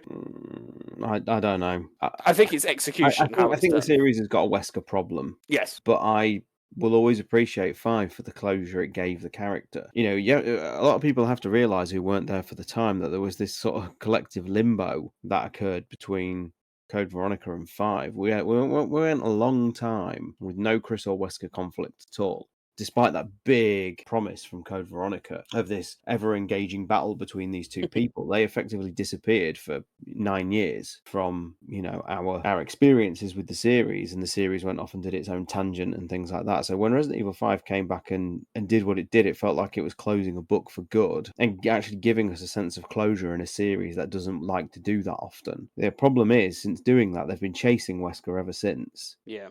And if you wanted to say one thing the remakes allow them to do is revisit that character without also having to undo the work they've done in 5.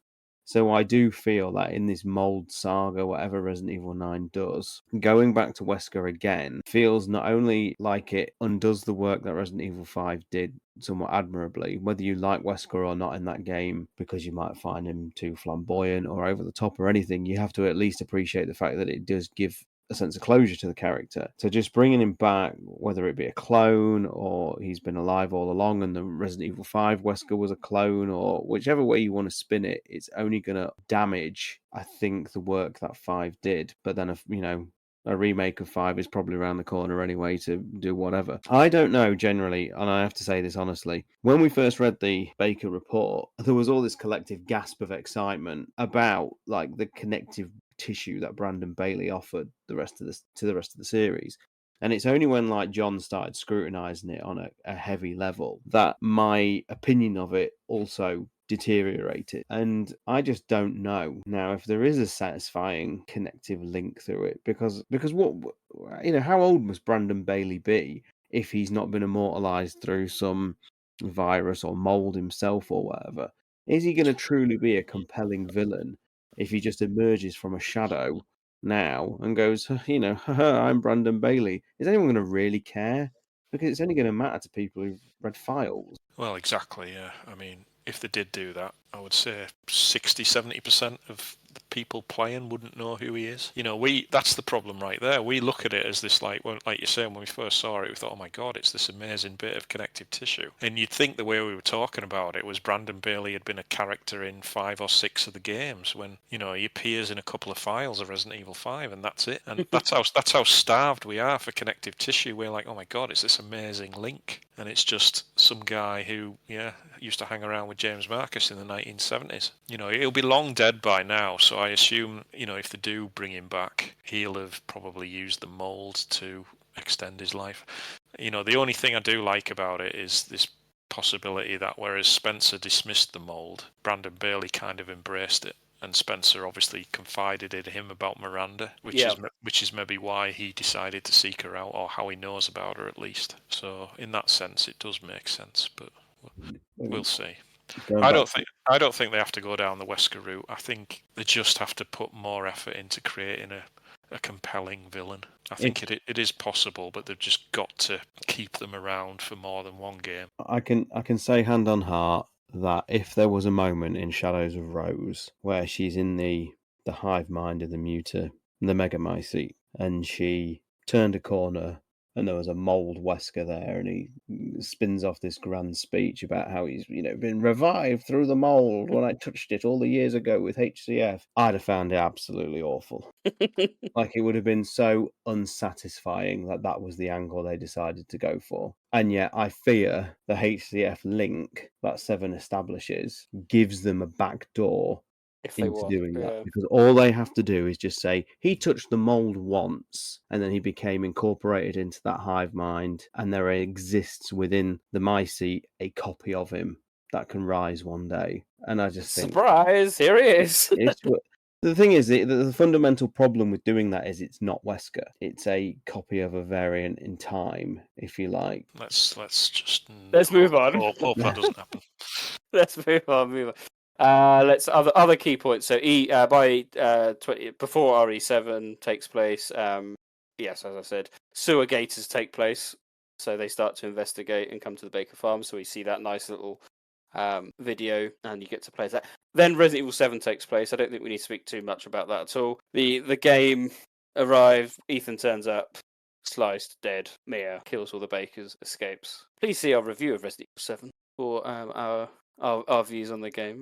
Equally, Not a Hero then takes place shortly thereafter, and we've already spoken about the alliance, if you like, between the BSAA and Blue Umbrella there. What I think might be quite good. How old is it now? 20. When did RE7 come out? 20. It was 17, wasn't it? Yeah. So we're nearly bloody. It's coming up to 10 years. Briefly, this game, in my opinion, still holds up as being a survival horror classic. There's just moments that still live with me to this day as just being something that I would put on a pedestal as some of the greatest moments in the entire franchise history. And I know it's not everyone's cup of tea, because obviously, it kind of is influenced by lots of other kind of horror tropes, other films, franchises, which is fine. But I just think what it does well, it does so well. And that first playthrough, Sean, I think you agree with me. No, I don't agree at all, Nick. I think it's actually getting better with age. It's aging like a fine wine. It's one of those things that every time I revisit it, I just see some new aspect of genius about it. There's certain frustrations I think you have as the time goes on, like the unskippable opening is somewhat frustrating when you replay it. But the actual game itself, I mean, I know there are some people who passionately disagree, even on our Discord and things like that, but I do still maintain it's the closest spiritually to the original game in terms of just the pure basics of running around a haunted house with themed keys and item boxes and save rooms. Yeah, I know the fundamentals of it and the aesthetic of it is leaning more into like Chainsaw Massacre than it is, Romero movies. I know it has a stalker enemies, in the way that the original game didn't. But there's just a purity to Resident Evil 7 that I think that, again, the series has been chasing since. George, do you agree? Oh, absolutely.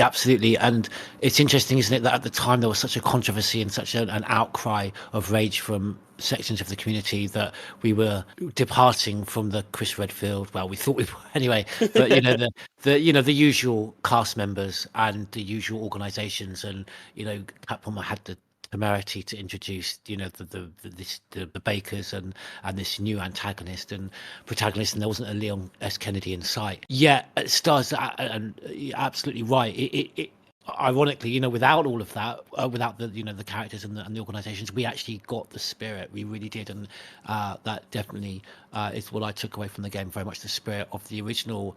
So no, I absolutely agree, and it has certainly aged like a fine wine. And I think it's all, unfortunately, kind of holds up very strongly because of perhaps the failings in the series thereafter. And such a shame that Capcom, when we thought we were going back, they were stripping things back and going back to that minimalist survival horror aesthetic and gameplay, and then just completely, to me, took a complete deviation from that, kind of diversion from that with Village. I don't understand. Batman, your final kind of thoughts on RE7 7 years on? Yeah, there's not really much else I can add. I mean, I totally agree with what George and Sean have just said. I think it's an excellent addition to the series. I revisited it quite recently at the start of the year, and I very much enjoyed it. I understand some people don't like it, it's not their cup of tea, but I've never understood this argument that people say it's not a Resident Evil game or it doesn't feel like Resident Evil. For me, it's absolutely reminiscent of the first game, and yeah, I can't sing its praises enough, to be honest.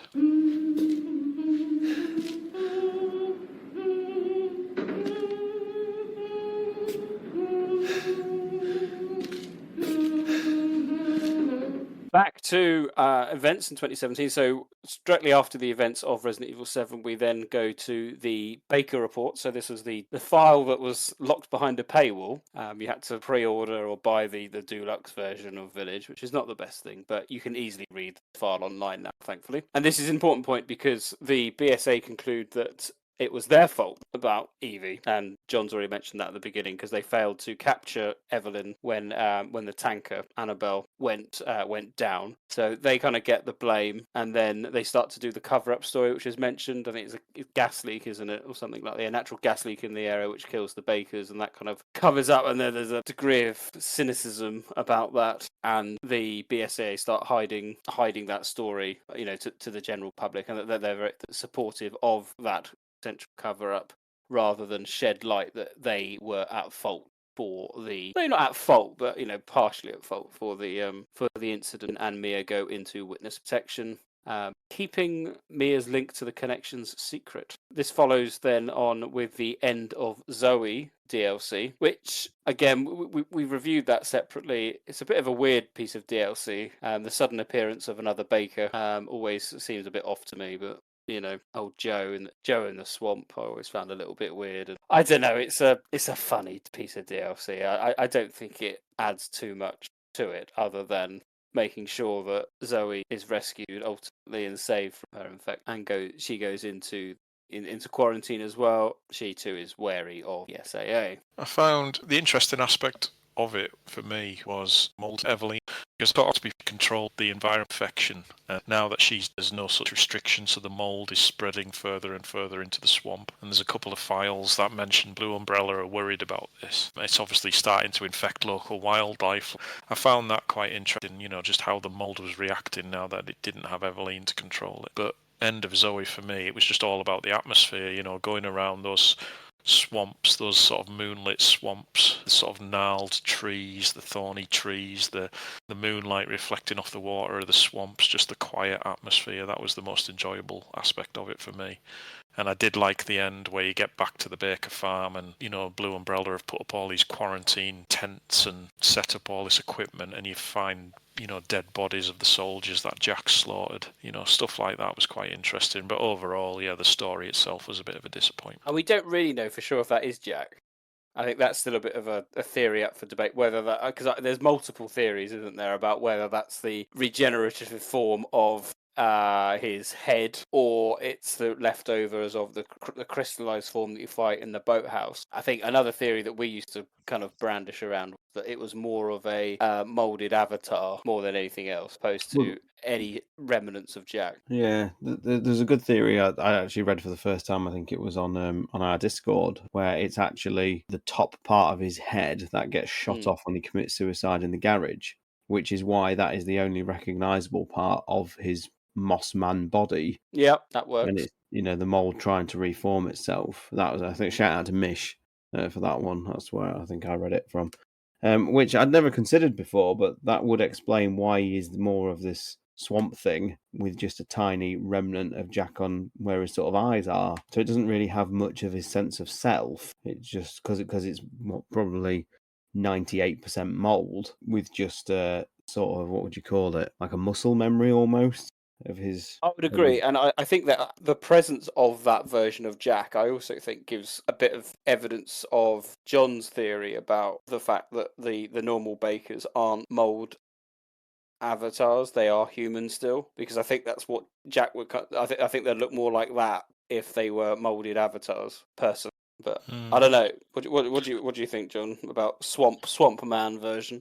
Well, I think that's an interesting theory. I'd never considered that either.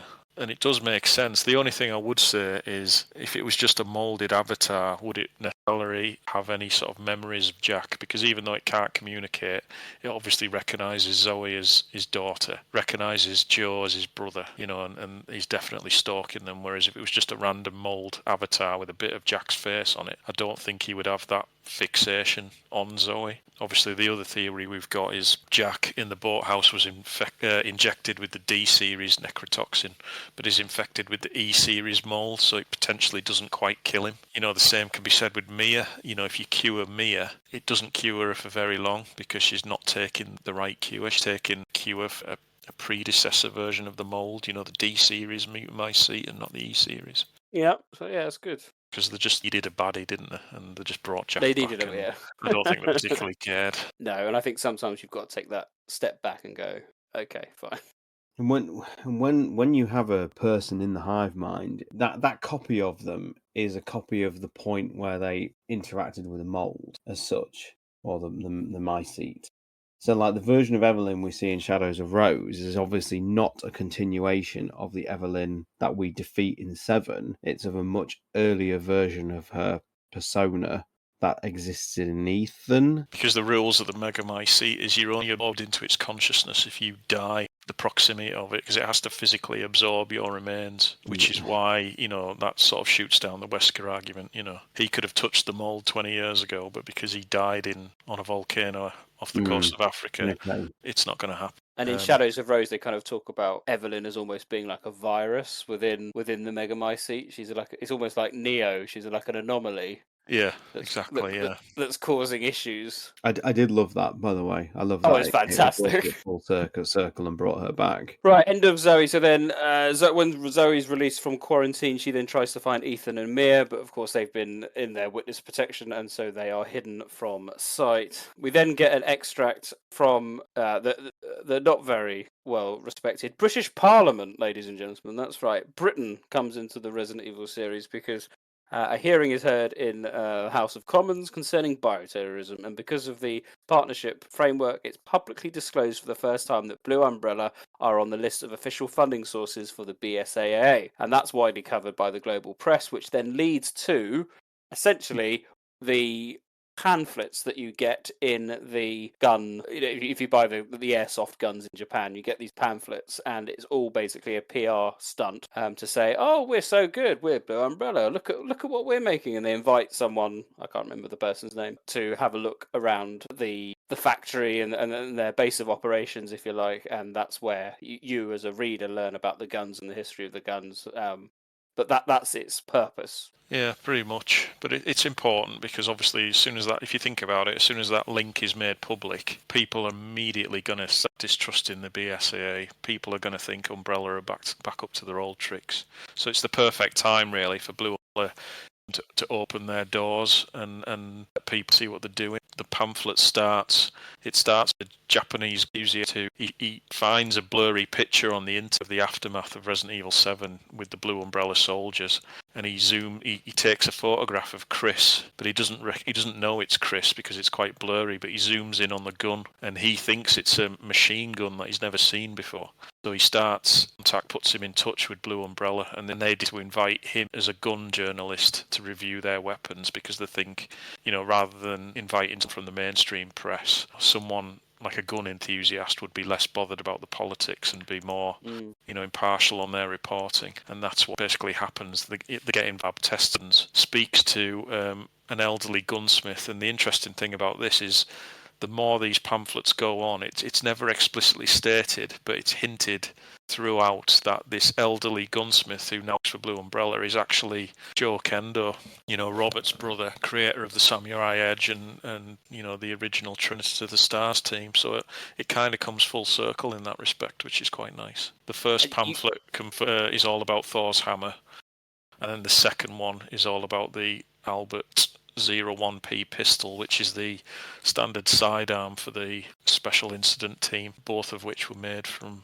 Wesker's research. And you can read them both on our website. You've translated them but those Survive magazines are almost like they're in universe, but also kind of out of universe as well. So it's kind of a bit meta. So you can have a look at that.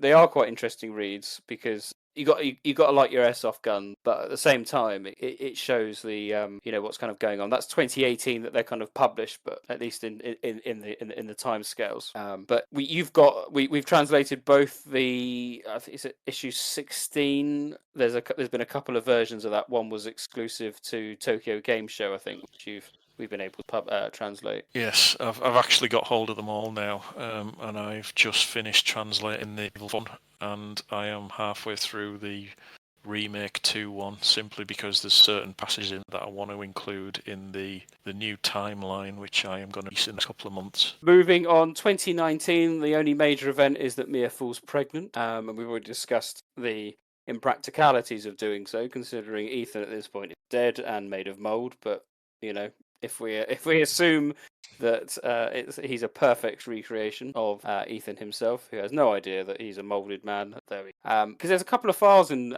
Village at the beginning when looking around the house, because she's constantly tested, isn't she, for mold by the BSAA once she's under witness protection, and of course Rose is too upon her birth. She was infected for nearly 3 years. So all these people who want endless remakes, this is where we get the bad side of it, because this is where the Resident Evil timeline suddenly stops. We've got all these years, 2017 going right back to God knows when, and each year is stuffed with information that really expands and enhances this fictional universe we're all so enamoured with. No, and it leads into Village. So that we can talk about Village in a kind of overview of that as well. But 2020, Rose is born, and she's an adapter to the Mutamycete, so comes to the attention of Miranda, who's still in her village. I think we can only assume there is a spy in the rank, and I remember discussions about whether that. I think there was discussion about whether that was Ada, wasn't it, as being the source of the spy. I can't remember now.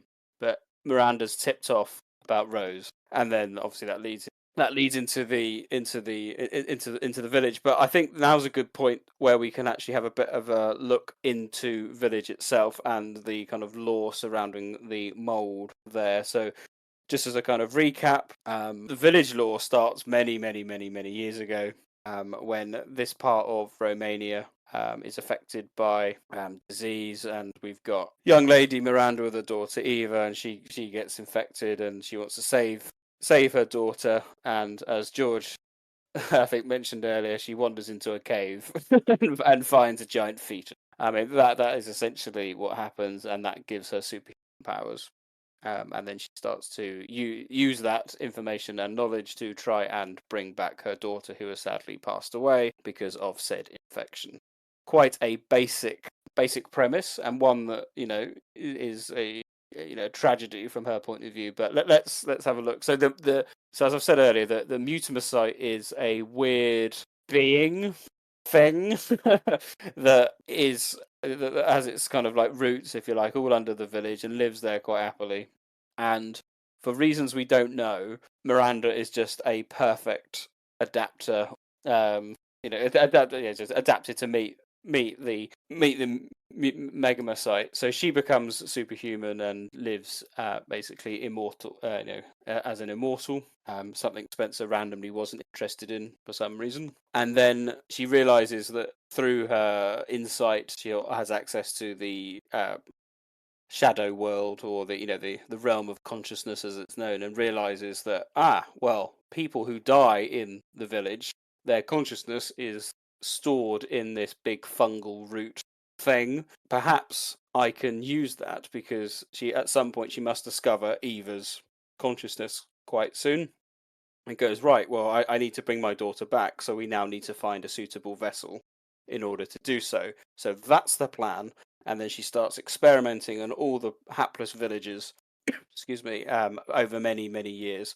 And in doing so, she eventually discovers I remember. I think it was an naturally occurring accident, where she finds the Kadu parasite, which is, as John has mentioned already, infected neomatodes, which are very good if your garden at home has leather jackets. You use nematodes to get rid of them. So there you go, gardener's advice for you on REP. Don't say we don't treat you all. I'll tell you that. Anyway, so yes, get some neomatodes and infect them with a parasite, and you might make your own mold in your back garden. But that's the point. So she uses that accidental creation that right, John? Or you interrupt me and say, no, Nick, shut up? I don't think it was an accidental creation. I think it was something she created as a more efficient way of finding out someone's affinity to the mold. Absolutely. That was the net result, wasn't it? It was that she could, a bit like the Plagas in that sense, she infects people with the Kadu, and then if they react to the Kadu, then they're good and and they have potential. If they don't bond with the Kadu, then we know they become the lichen type creature, which can spread as well, because we see that with Leonardo in the beginning of the game. He is bitten, and though presumably there's lots of Kadu within the blood, or microscopic Kadu, and they all come in all different shapes and sizes. You see them all throughout the game. Presumably, if you are bitten by someone with a Kadu, that spreads into yours, and then you react accordingly. An interesting thing, I mean, it's not really touched on, but prior to her Miranda inventing the Kadu, she obviously, there's quite a bit about the Spanish plague ravaging this region, and she is infecting people with the mold, and we don't really find out what happens with those experiments, but there is a nice correlation with Resident Evil 7 in that it keeps infectants obtaining this regenerative power that Ethan and everyone gets, because we see in the storyboards that she's healing people of their sickness, including this farmer's daughter who's dying. She gets injected with the mold, and the mold gets rid of her illness, basically, which I thought was a nice little subtle correlation with what happens in 7. And this is a major reason why the villagers sort of abandon their old religions and start worshipping Miranda and this so-called black god, which seems to be the Mutamycete, this sort of random biological cocktail that's resulted in this growth that's been growing for thousands of years under the village. So we just got to be careful. As I said, the game kind of implies that everyone's infected with Kadu. They're not. Well, they are, but the Kadu itself isn't infectious. It's just that it's used as a way of transporting the mold quicker around the body, and then it's used just as almost like a bonding agent, I suppose, is the best term to describe it, as to whether it's successful or not. Because I think regardless of whether you've got the Kadu, you're going to end up the same way. It's just you might have more luck of being viable if you. And I'm assuming there's got to be Kadu variants with different types of nematodes in them, which would potentially, and well, then possibly not, because everyone who gets rejected becomes a lichen. But I'm just thinking of the radically different mutations the Four Lords have. Well, Moreau's unique because in the files it says that Moreau had a low affinity to the Kadu, which is what all the lichens have as well, and yet he mutated into whatever he mutates into. So he's an anomaly. The others aren't necessarily an anomaly because they all have good affinity to the Kadu, which is why they don't become a werewolf. But what the mold seems to do, which is not prevalent with Jack and Marguerite as such, is that it seems to amplify a particular trait that they may have naturally occurring. I suppose Jack is pushing it. So with Heisenberg, it makes it random, turns him into Magneto. Got his thorax or something becomes magnetized or something. I can't remember what it was. It's all bollocks, Nick. It is. It really is. But we know Lady D's got a. So anyway, so the Four Lords are selected as potential candidates. All of them are deemed by Miranda fairly quickly, in the files at least, that none of them are actually suitable as vessels. But because they had good affinity with the mold and they retained a degree of humanity and perceived loyalty, they were then used as lackeys to find other people who could potentially be Eva's vessel. At least that's how I interpreted it. So they're all given particular areas. So Moreau was given basically access to the Kadu, and he started mixing it with wolf DNA, and that made the Volcarak thingies. I don't know what Donna was doing. She was seemingly pissing around with flowers, and Lady D combined two things with one stone. Because of her blood deficiency, she seemingly needed fresh blood a lot, and so she used that to take on maidens from the village, drain their blood, infect them with the Kadu, and they then turned into the Morokai, and the flying things. Samka, I think. Samka, thank you. Yeah, the Samka. So that was kind of, it was like killing two birds with one, three birds with one stone actually, because it was like testing potential candidates for vessels, draining blood that she needed, and also then selling said blood with the Duke as the wine, which helped supply and keep the village financially. So there we go. So Lady D is very important from all sorts, but neither. And then the other side of the coin is Heisenberg. He then started to grow his soldat army, so that was the kind of Frankenstein element. And again, it was all done under this perception that he was looking for vessels for Ava, and he was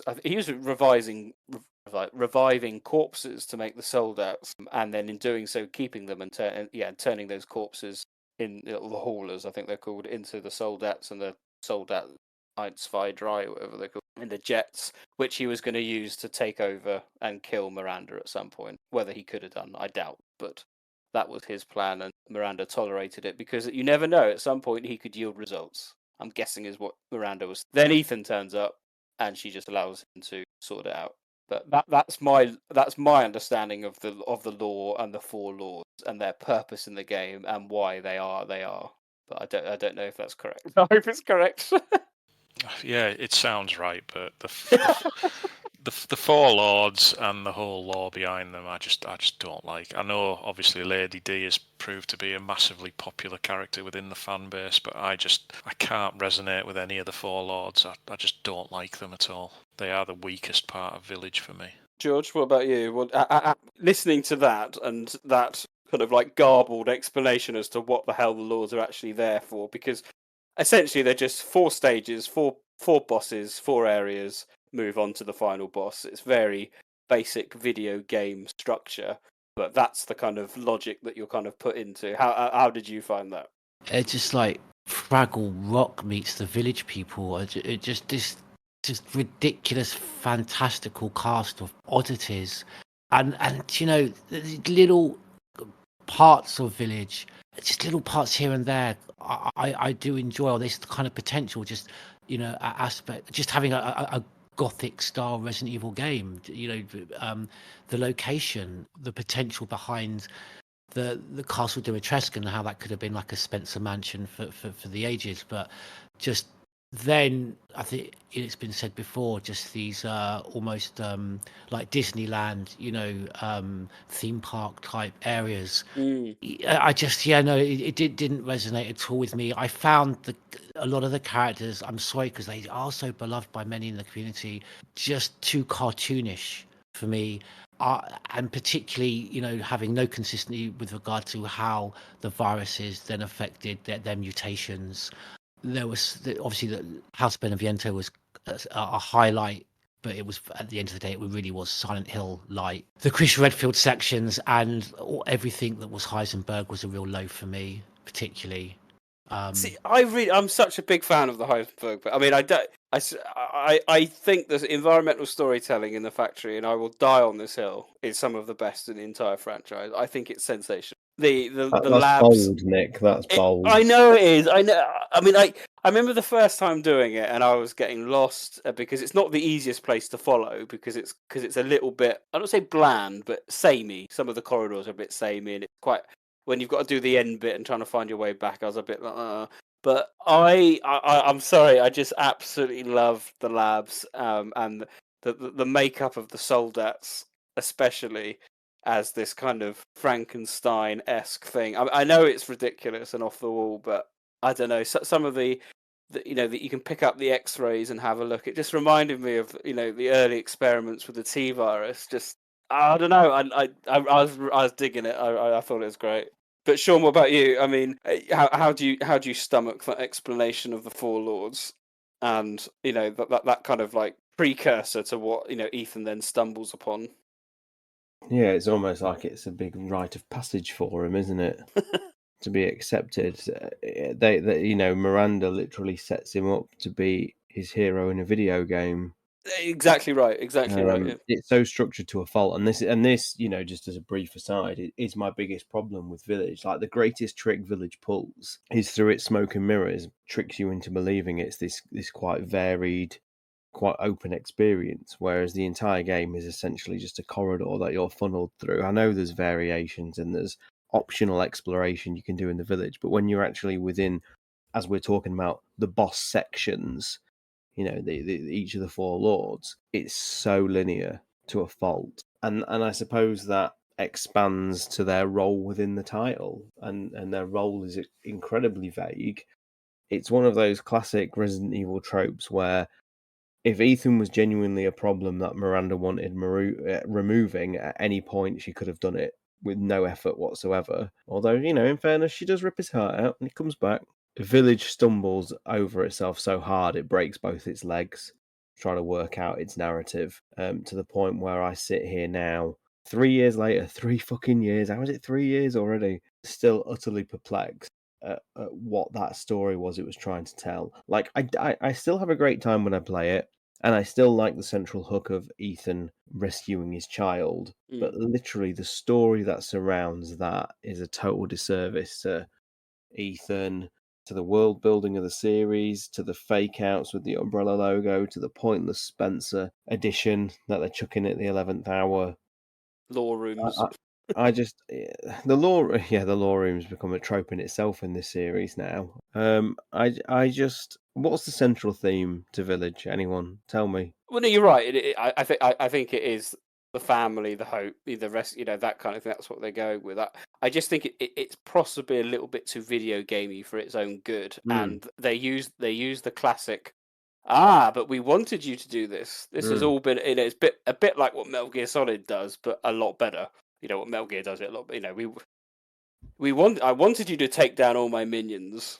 Yeah, that is exactly what it's doing. It almost feels like it's a trial by fire for Ethan, isn't it?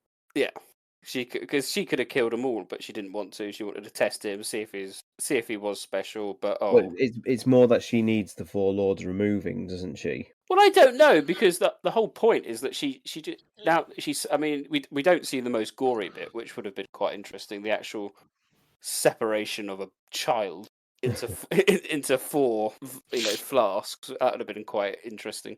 But they're all loyal to her because she picks up the phone and says, yes, I know it's important, yes, but perhaps she doesn't. Perhaps she doesn't trust them. But then as soon as she puts the phone down, she throws the thing across the room and she says, "To hell with the ritual."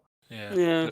Miranda is testing Ethan because she knows he's special, and she is using him to kill the four lords because she just doesn't need them anymore. And it's once those four lords are dead that the Mutamycete is stimulated enough to properly awaken, and it starts sprouting in huge clumps across the village. Oh, really? Is that the trigger for it then? Yeah. Yeah. Okay. Yeah, she just wanted rid of them. She didn't need them anymore. They were superfluous to her plans. So why did she give them all the flasks to look after? Because obviously Moreau was very enamoured by that responsibility. Because it's because it's a video game. Because it's a video game. Yeah. There's no logical reason why she would do that. She split Rose apart to test Rose's abilities with the mold. Yeah, I get that. Yeah. Which is fine, but yeah, I don't know why she entrusted each of them with a section of Rose, so to speak, when she knew Ethan was going to try unless she thought it was a plan all along for Ethan to get all four flasks and bring them back to the Giant's Chalice thing. I think that one of the lingering questions is how much the Duke knew about what was going on, because he was clearly infected as well. How was it? Did you learn anything? Because he's enormous. There's shots of him being massive, and he's basically telling you what you need to do. This is your chance of saving. Was he complicit with Miranda, or was he? Because he was obviously part of the selling of the red wine. I used to think he was maybe an envoy for the connections, because he obviously collected all the crystallized remains of all the old infectants, and I just assumed he would take them back to some lab somewhere. I think one of the things that's hard to stomach is like the separation of Rose and the subsequent resurrection of her daughter could have just been prevented if someone just grabbed one of the vials and just fucked off out of the village into the wilderness. And then what would have happened? The Giant's Chalice doesn't get completed. It doesn't get taken across the way. So what happens? And this is what I mean. It's why it's so ridiculous. Why separator in the first place to the 4 individual corners of the I'm village. guessing, yeah. You need them in a central place. It makes no sense when you scrutinise that story, other than it exists to be a video game, Nick, as you say. That's the problem. I think it felt. I'm not sure it was the disbelievable characters, because I think Resident Evil is one of the only horror series that can get away with someone like Lady D. In that sense, I think you can have someone so utterly ridiculous as a 7-foot vampiric lady.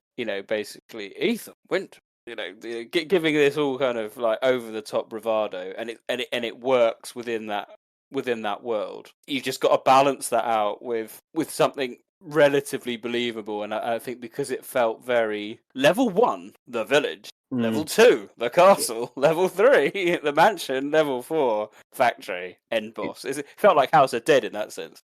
It's funny that we're scrutinising the game's storyline and the sort of implausibility of it on this kind of level, given that it's supposed to be seen as a Resident Evil 4 successor, when the OG RE4 entire plotline revolves around, the president's daughter being infected and sending her back to America to infect, the top brass. And then what Sadler then does is prevent Leon from actually extracting with her for the entire game. Yeah. Rather than just letting him go on a jet ski and fuck off and exact that plan. They stop them at any given time. But for me, anyway, the story of Village properly sort of comes back to Resident Evil when you take control of Chris and the BSAA turn up. That's when it finally starts to get interesting for me. I found it. It's the Megamycete.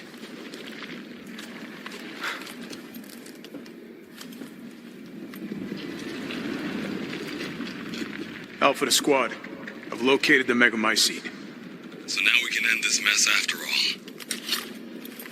About damn time.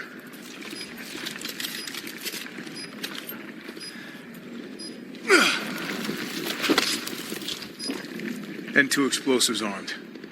There's enough there to blow the whole village sky high. Let's get out of here and blow the damn place. Not before I end Miranda. I'm not taking any more chances.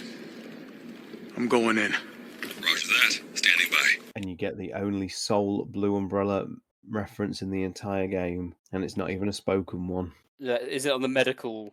It's on, on the healing devices. Yeah, on the healing device. That's right. So, John, did you want to talk about what? So, Hound Wolf Squad are basically Chris's little team, a rogue team that he's created, presumably out of skepticism as to the BSAA and Blue Umbrella connections, and he's feeling a little bit disgruntled.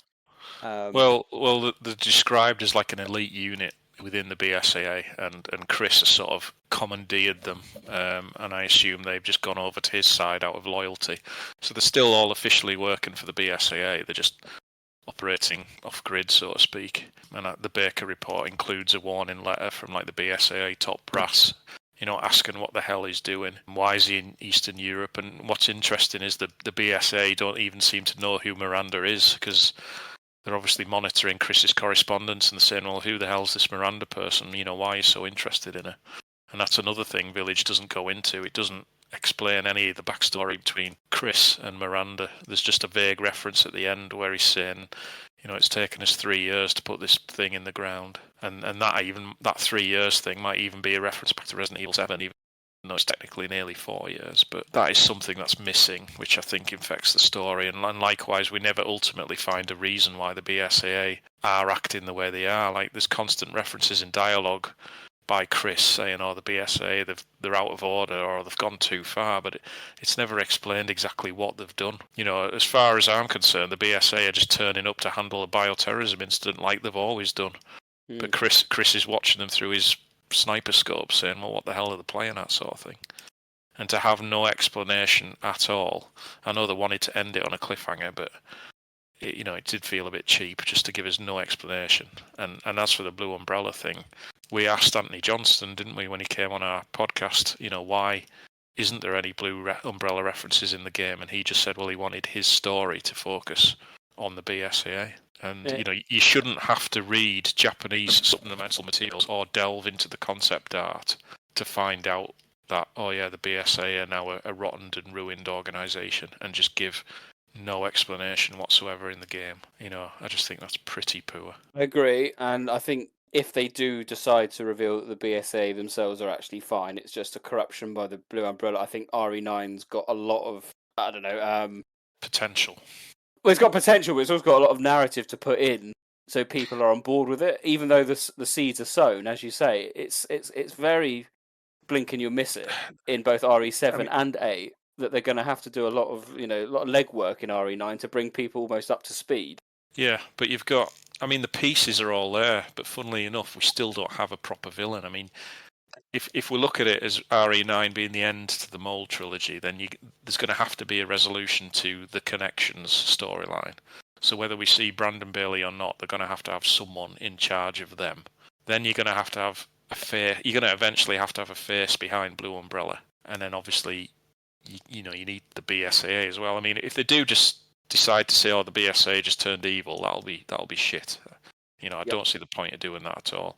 But as you say, if it's Umbrella corrupting them, and Chris finds that out and then spends the game, trying to sort of clear clear the BSAA's name, then I think that would be a nice route to go down, and it would be a good way to bring back some old characters, people who would be loyal to Chris rather than the organisation, like Jill, like Clive O'Brien, perhaps. Like, I like to think the reason Jill isn't part of Hound Wolf Squad is because she was that disgusted at the BSAA's working relationship with Blue Umbrella that she just said fuck you and quit. Whereas Chris, being Chris, even though he privately might think that, because he's always about the mission, he would just get his head down and get on with it. So I think that would be a good way for me to reintroduce Jill into the story, to sort of, fight to clear the BSAA's name. Knowing Capcom, they probably won't address any of this. and it'll be another standalone game with some sort of lore room and tenuous link towards the end. But we'll see. The potential's definitely there. And you can't end Village on a cliffhanger like that and just not address it at all. So we'll see. But I don't think the next game will be Chris going to BSAA Europe. Yeah, we've discussed. It's such an interesting scenario lore-wise, but how do you show that, effectively in a horror video game? I think that kind of resolution might be more suited to another CGI film. Agreed. Stock prices crashed, and before you knew it, the BSAA was finished. I know. Well, you joke about it, but fucking hell, they probably will do something like that. That's the real villain, the stock market of the series. It's wiped out Umbrella, Tricell, Bulgers, and the stock market. This is where I think Shadows of Rose, I don't want to touch on that too much. I think there is that slight issue because that's set in 2037. It's just such nonsense, isn't it? So we know Chris. Yeah, so we know Chris is alive in 2037 because he's directly referenced and seemingly still part of the BSAA. So you kind of get a bit of resolution in that sense. And also, where I would personally take RE9 would keep it to the Winterses to an extent and have Mia involved, potentially turning heel, even more so than she already is. She is a baddie, ladies and gentlemen. Let's not forget this.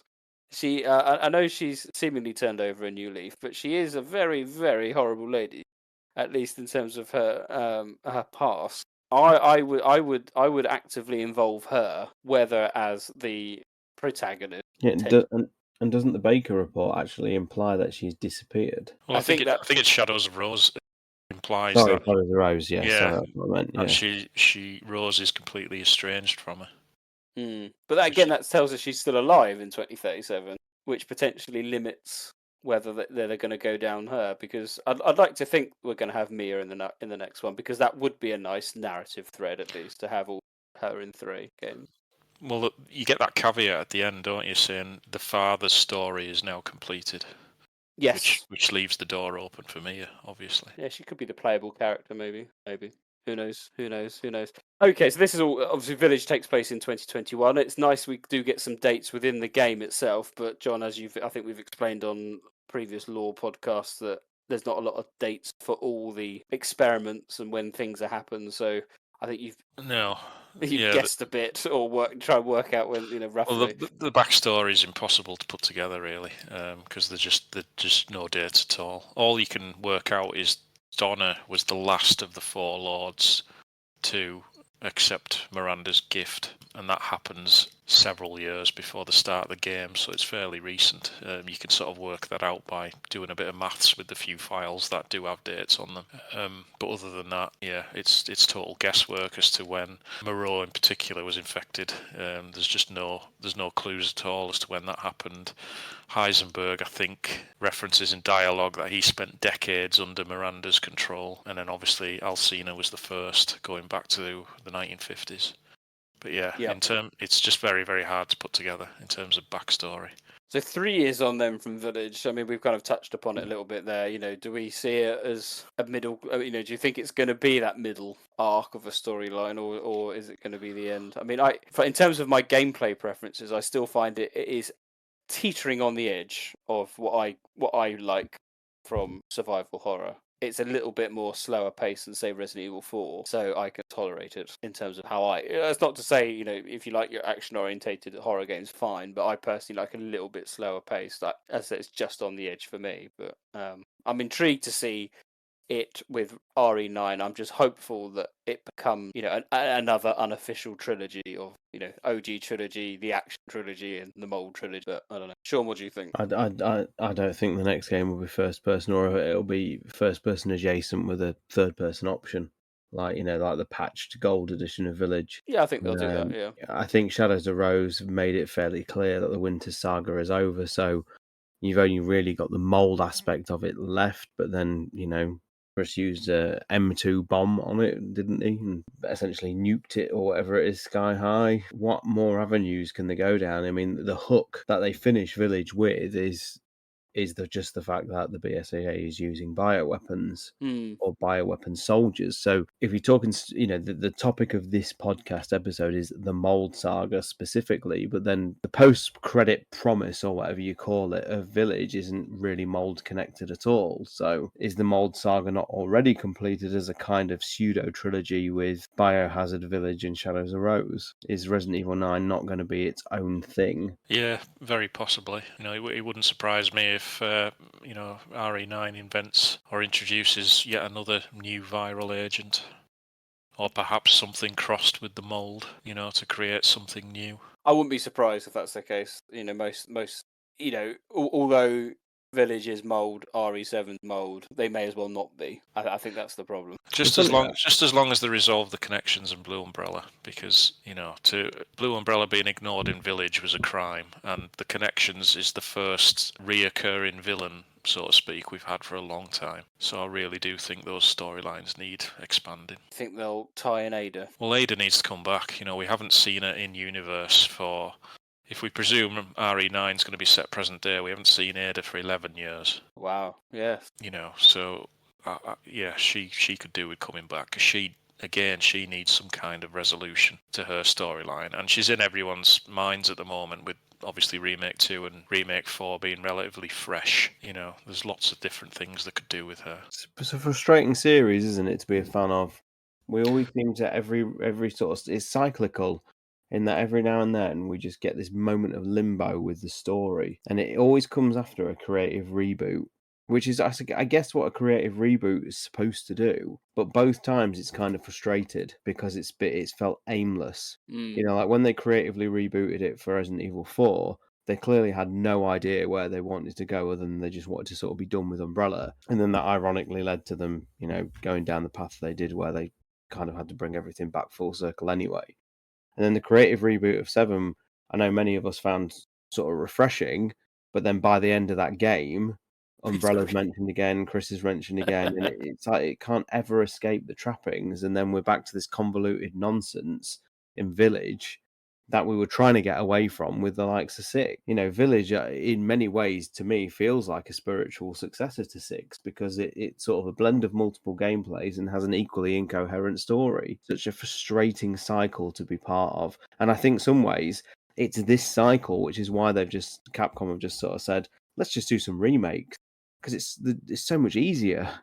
You don't have to invent the story as it's going along. You just have to sort of readapt what's come before. I feel Capcom themselves are just not invested in the narrative sufficiently to kind of for them to feel that it's warranted that they continue these story threads. I don't expect to see any of them continued at all. I wouldn't be surprised if we never heard of Blue Umbrella and the connections again. And I'd kind of expect a kind of something along the lines of Heavenly Island, where we're going to get a reunion of all the major cast members. I'm thinking of the Capcom writers' room almost being like an episode of The Thick of It, where they're desperately trying to want to find out what's going to please, how are we going to make this the biggest seller, and kind of actually losing sight of what made the series so special in the first place. And I wonder kind of what would have happened if, they have fantastic writers they bring on board, like, we interviewed him, Anthony Johnson, but as you mentioned on this podcast, all the main story beats were already outlined for him then to just kind of dress so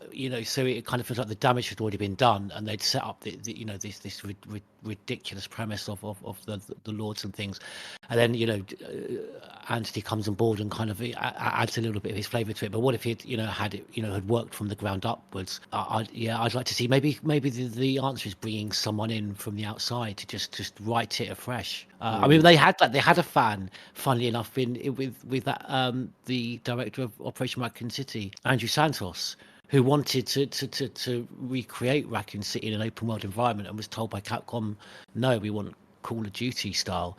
So it's not like they've not had great writers on board, but I think they just either don't give them the tools they need, or the main premise is already, the main story beats are already there, and so there's very little that a great writer can kind of add in order to kind of bring us back to, I don't know, to like they did with 7, just strip it all back and give us more of a focused human tragedy. But no, I don't think we're going to get that. I think we're going to kind of get like something very much aligned with what we saw with Heavenly Island. You mean Death Island? Oh, sorry, Death Island. Yeah, Death Island. That's right. No, I think you make a really good point though about these plot points not being picked up on, because I think historically you're 100% right, they don't, but in the main games, but a lot of them get picked up in the spin-off. So I wonder what happens to Hunk with the G virus. Dead aim. I wonder what happens to Alex Wesker. Revelations 2. And yeah. But thanks to the remake culture, we don't get those spin-offs anymore. This is a thing. We're not, resources are being diverted to the remakes, which of course is doing financially fantastically for Capcom. So you don't blame them in the sense, but a lot of there's not a lot of cohesion between 4, 5, 6, 7, 8, in my opinion. No, and Alex O'Neill, CVX Freak, corroborates this by saying that it's very much a Western dilemma that we go through. Yes. That in the Japanese culture, and I don't mean to speak for any culture at all or anything like that, but from what Alex said in his appearances on here, that any kind of lack of continuity between titles it is what it is, and they don't worry about it at all. They just play each title at face value wherever it takes place within a respective timeline. Yeah, and it's a shame. So yeah, I think you could be spot on there, GT. Unfortunately, that RE9 could be very devoid. There's going to be little nuggets that we might be able to pin together. But that, I think, we are heading towards the end. So I mean, that brings us up to 2021. At least in terms of what happens with Village. I'd say 2037 happens with Shadows of Rose and this apparent ability to be sucked into the realms of consciousness. I mean, it's beyond ridiculous, and the powers of Miranda within it to what seemingly create it's K, I think his name was K, a made up K that was, I don't know, talking to her and wasn't really there or something. It's a point where the actual game is better than the story. The storyline doesn't really matter. So just to help me out, I'll probably need you for this, John. The Ethan that exists in Shadows of Rose, will he be aware that real life Ethan has died, or you say it's the death that sort of enters into that network? Death itself is the entryway. Yeah, it's like a gigantic natural data store, but you do realise you're dead. Because Amanda even says so when she writes her notes within that realm. She says my physical being no longer exists. Yeah. But the important thing is when you're absorbed into the Megamycete, you have to have a strong affinity to the mold to sort of stay yourself in there. If you're just a random person who goes to Mycete and you have no adaptation to the mold, your consciousness, your memories will quickly become fractured and broken and become mixed up with other peoples, which is what the Masked Duke is. That's a creation of multiple different personalities. So you have to have, an affinity with the mold to survive in the Megamycete intact, so to speak. Yeah, so when Ethan dies at the end, presumably that's when he's absorbed. He's absorbed just in time before it all gets blown up, or so that when they retrieve that sample in years to come, then he's still inside it. But isn't he inside Rose? Is how I always interpreted it. Oh, and that's how he's able to. That's how she's able to see him in the implied ending where he's on the road walking toward the car, and that's when Matey says to her, "You're a lot like your father." She's like, "Yeah, I know," because he kind of exists within her as such.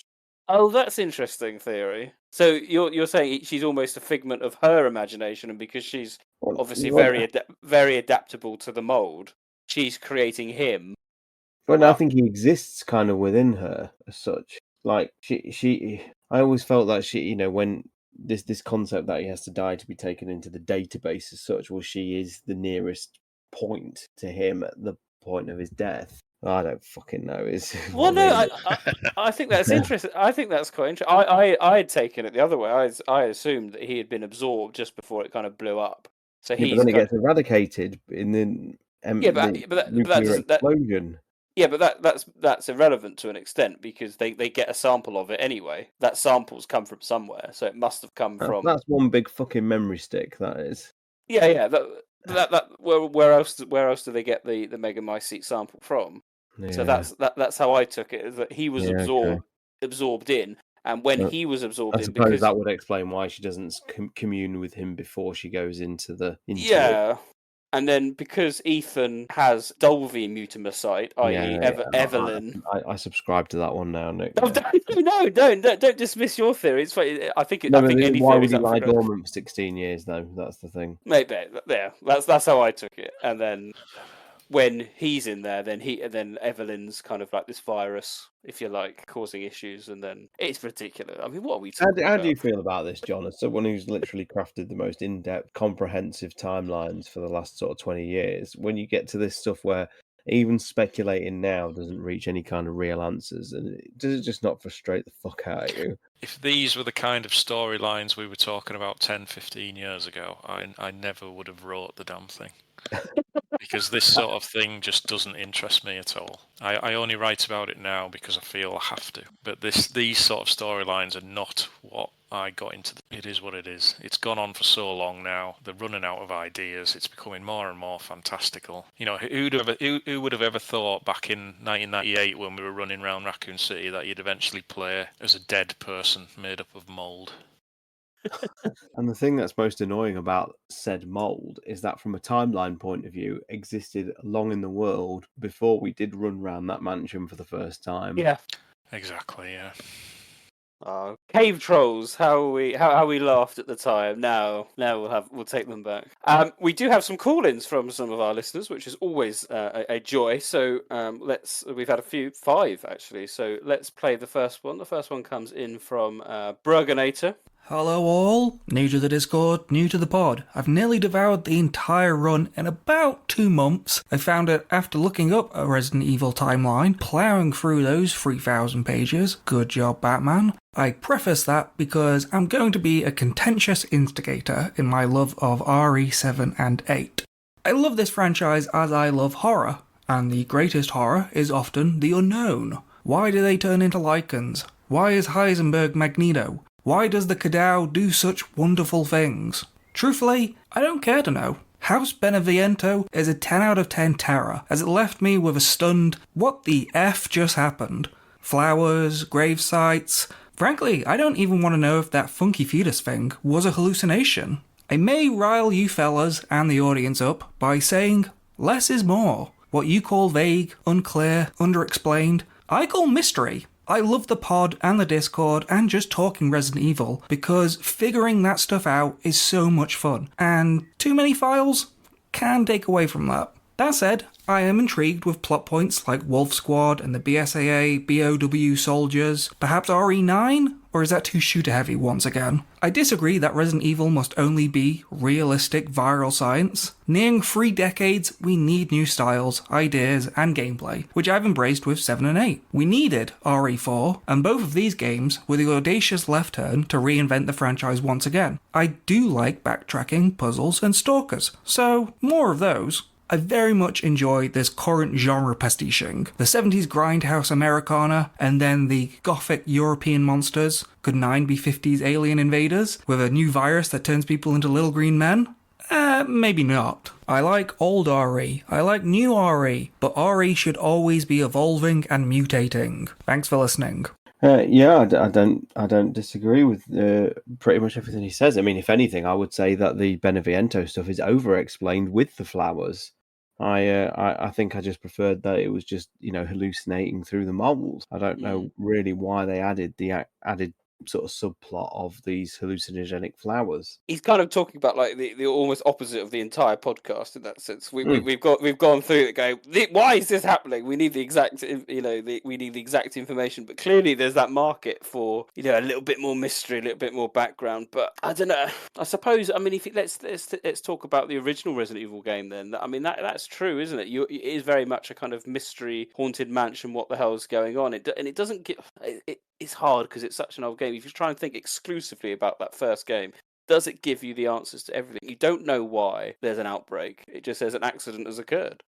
Yeah, Wesker summarises it all in his monologue. Yeah. But it's only a summary. It's not an in-depth explanation. It's not in-depth. I mean, you don't need a full word-for-word explanation, but I think the problem with Village is it's too far on the opposite scale, whereas the sweet spot, I think, is somewhere in between. Village with some of its plot points is just far too vague, and because of that vagueness that I can't really get into it. Things just happen because Capcom want them to happen. And it's a shame because, in my eyes, in 7, they seem to put a lot of thought behind the mold and how it works. Whereas in Village, it's just turned into, it just does whatever the story demands it do. Yeah. I don't need explanations for every single plot point, but I just don't like it when we don't get any explanation whatsoever. Just some sort of vague hints or clues, and then you can speculate piece together yourself. That's fine. Yeah, I think I agree with the point, and I agree with the fact that less is more. But you've got to be very careful in having kind of like a grounded narrative in the first place that isn't too fantastical, so that what we're reading into that narrative ourselves and what we're kind of figuring out and surmising the mysteries, what we kind of add in that way contextually work, because the skeletal narrative to begin with, it is grounded enough so that the things that we fill in inside of that are of a nature that they make sense, whereas we've got this ridiculous over fantastical narrative with Village.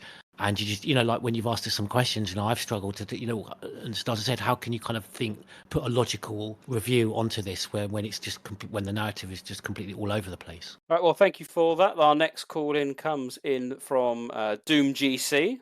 Hi everyone, this is yours truly, Carlos Less Doom GC with his broken English. I don't chime in often, but the Mold Era really is my renaissance in the series. I hated RE7 at first for being so far off the pillars of the series. I'm talking Umbrella, our beloved main characters, and the villains. But my brain played a reverse card, and now I'm proudly praising it for the new elements it is bringing to the table. The mold, the connection, the shady partnership between Blue and Umbrella, that I didn't even know they were a thing before the game. And the BSAA, Chris's facial transformation, Brendan Bailey. It was a fresh, new potential that was immensely more interesting than another ABCD virus. Then Village came along, and the whole Mutamycete lore just tingled all the right chords with me. Ethan's journey to save his daughter was a motivation not touched yet in RE games. The synergy of the Hound Wolf squad that teases previous missions together, and that I'm in desperate need to know more about them. Chris's depiction in Village is the best to date, in my opinion. He's getting old, and I think this is something that can be effectively used in future entries. Again, for a fresh take on the character and to slowly transition to a new hero at some point. My only gripe with the Mold Saga is that so much official lore is once again outside of the games, especially with the Tokyo Marui gun replicas. They gave us the Umbrella Arsenal system, production process of the AW01. We even got an official unseen in-game new model with all its development notes, the Albert Wesker 01 Performance. And what do you know, this is supposedly a standard issued weapon to all Blue Umbrella and some BSAA armed employees. I wish this kind of lore was injected directly into the games. At the end of the day, I think that Capcom is keeping the grand plan of this soft reboot a little bit too vague in my opinion, amidst the self-contained story that was Ethan's. It feels like they're not confident on where they're going with all of this yet. Anyway, my time's up. The Mold Era is my coming back. It has made me go from a series I used to love to my favorite hobby again. Merci. Au revoir.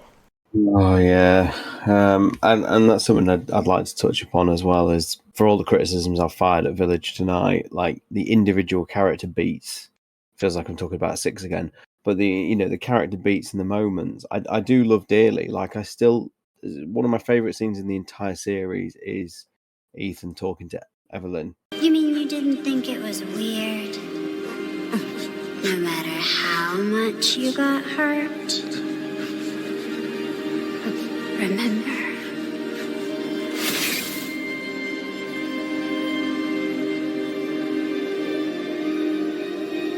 Three years ago, the Baker House. You were murdered by Jack. You died there 3 years ago.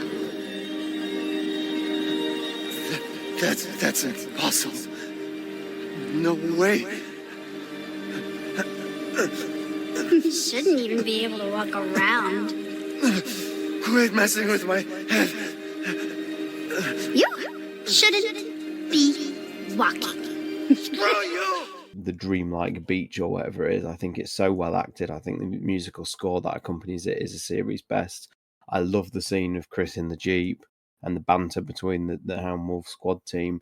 Like I say, the characters themselves are probably the strongest aspect of the game. It's just the story they're surrounded with is what I find disappointing. I think it was a much needed shot in the arm for Chris after kind of being nowhere in 7 and having a disappointing resolution in 6. I'd agree. I think that's an interesting point and something we discussed earlier in the podcast about how actually the overall premise of the Mold Saga with these competing factions, the corruption of the BSAA, is at its heart a really good plot point. And I think I could almost sense something about, Doom GC is very optimistic that RE9 is going to be this big swan song, and I hope to God that it is, because there is the potential for a really good send off for the Mold Saga, and perhaps whether it is the Mold Saga, you know what I mean, but the end of the trilogy. And I hope it comes into fruition. No, I agree with pretty much all his points, really. I mean, again, I've probably come across as being a bit harsh tonight, but I do enjoy large parts of it. It was just characters of the Four Lords that I find off-putting. I agree, the Mold Saga has definitely gave the series a shot in the arm in terms of lifespan, and going back to Progenitors Call as well, the series has to evolve. It's been going on for so long now. It's a victim of its own success. It has to keep changing to keep things fresh. And as they're going to run out of ideas, they're going to have to turn to more fantastical storylines. So we maybe are being a little bit harsh. Any comment on that, George? Nothing really more to add. I mean, just the reference to Chris, and I tune in very much more into Batman when it's very much kind of the Dark Knight persona, and I like the idea of Dark Chris, and I kind of wish that there'd been a more grounded narrative to have explored that, the effect, the psychological effect, the PTSD. We saw that one of the aspects of Resident Evil 5 that I did enjoy, those live action viral videos that we got. There were aspects of what Kijuju had, the scars that Chris was carrying from that. I would have enjoyed to have explored the Dark Chris scenario in a kind of a more grounded narrative. Thank you, Doom GC. Our next call in comes in from Ploppy54, so let's roll the tape. Hello, Ploppy54 here, and seeing as Romby loves my voice so much, I thought I'd send you another call in. The mold for me in Resident Evil 7 was brilliant. What drew me into the series was the first game, being trapped inside that mansion with zombies that based in science. We all witnessed a global pandemic based on a virus. So who's to say the next one couldn't turn our brains to mush, so we're quite literally walking zombies? As Resident Evil progressed, since Resident Evil 2, the franchise has always wanted to go bigger. First it was the mansion, then the city, then an expanded city, and then Europe, half of Africa, until the mess that we got was Resident Evil 6. By this time, we'd gone from a simple virus that mutates animals or creates the Walking Dead, to 20-foot ogres being chased by stone statues and fighting dinosaurs. When Resident Evil 7 came along, it brought us back to its roots. You're trapped in a house with this mold type of fungus that was turning everyone mad. It was simple and straightforward, and like a virus that could sweep the globe, it could actually happen. I don't like that Resident Evil 8 swung in the complete opposite direction and effectively ruined the story of 7, because the mold in 7 worked. Yes, granted it didn't give us the variety of enemies, like the Neptune or the god-awful Eliminators, but remember these were intentionally created to be sold as bioweapons. The mold just kind of happened by accident to the Bakers, and anyone the Bakers came across. Its origins were not known, and it worked the same way as the T-virus worked in the original Resident Evil. It showed you what it was capable of, but left you wanting to know more. Unfortunately for me, those answers stripped away any scientific explanations and just made it all part of some supernatural mumbo-jumbo. Yeah, I agree. It's pretty much Yeah. summed up in 90 seconds what we've been waffling on about for 3 hours. I was going to say we could have just played this at the beginning, and we could have all done what Ploppy does and played Mass Effect. I mean, it's not surprising that someone who's so passionate about Mass Effect, I agree with every word that he says. Yeah, absolutely, great little commentary there. Nothing, I couldn't disagree with any of that at all. And it's just kind of the tragedy of where Resident Evil Village. That was kind of where we found ourselves. After the streets of Raccoon City and the Spencer Mansion. It definitely helped. It definitely helped, as you said, stripping the story back to its bare bones and getting away from these huge bioterrorism incidents and lettered viruses and going for a much more contained, simplified storyline. It definitely worked to 7's benefit. And it probably points out, the difference between 7 and 8 is quite significant, at least in terms of what they were going for with the mold. And he makes a good point that, everything in 7 was an accident, at least in terms of the mold. So they could have gone quite bigger with it, but with, actual mold BOWs, if you like, rather, intentionally created ones as opposed to random dead corpses. Romby tends to be the chap who references the sales figures, and because I'm just thinking, irrespective of our own personal criticisms, what we haven't liked about Village, I think we all certainly have lamented the change of direction away from 7 and how we felt that really kind of drew us back to what made the series so special. Other than 7 didn't commercially do as well as Capcom would have hoped,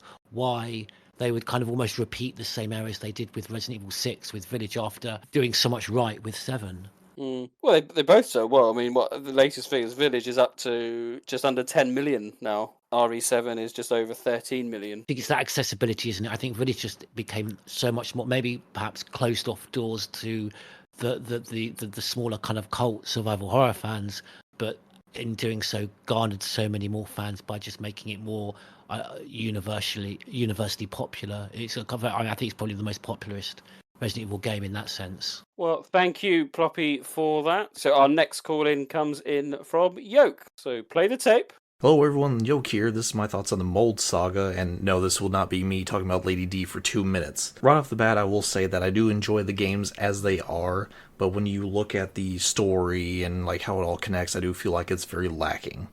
Now, I will say something good before I go into my negative thoughts. I do like seeing the new characters, because unfortunately with Chris and the gang, to me, it seems like Capcom will never hurt them in any way or kill them off, so it's good to have characters like Ethan Winters and, his family to be worried about. Now on to the bad. Bringing Umbrella back was stupid. I do not like the connections. I do not like that the BSAA is evil. Individually, these probably could have been good if you had time to explore these, but it feels like with 7 and 8, they're just kind of in the background, and that's kind of it. It's kind of like the reference to HCF in Resident Evil 7.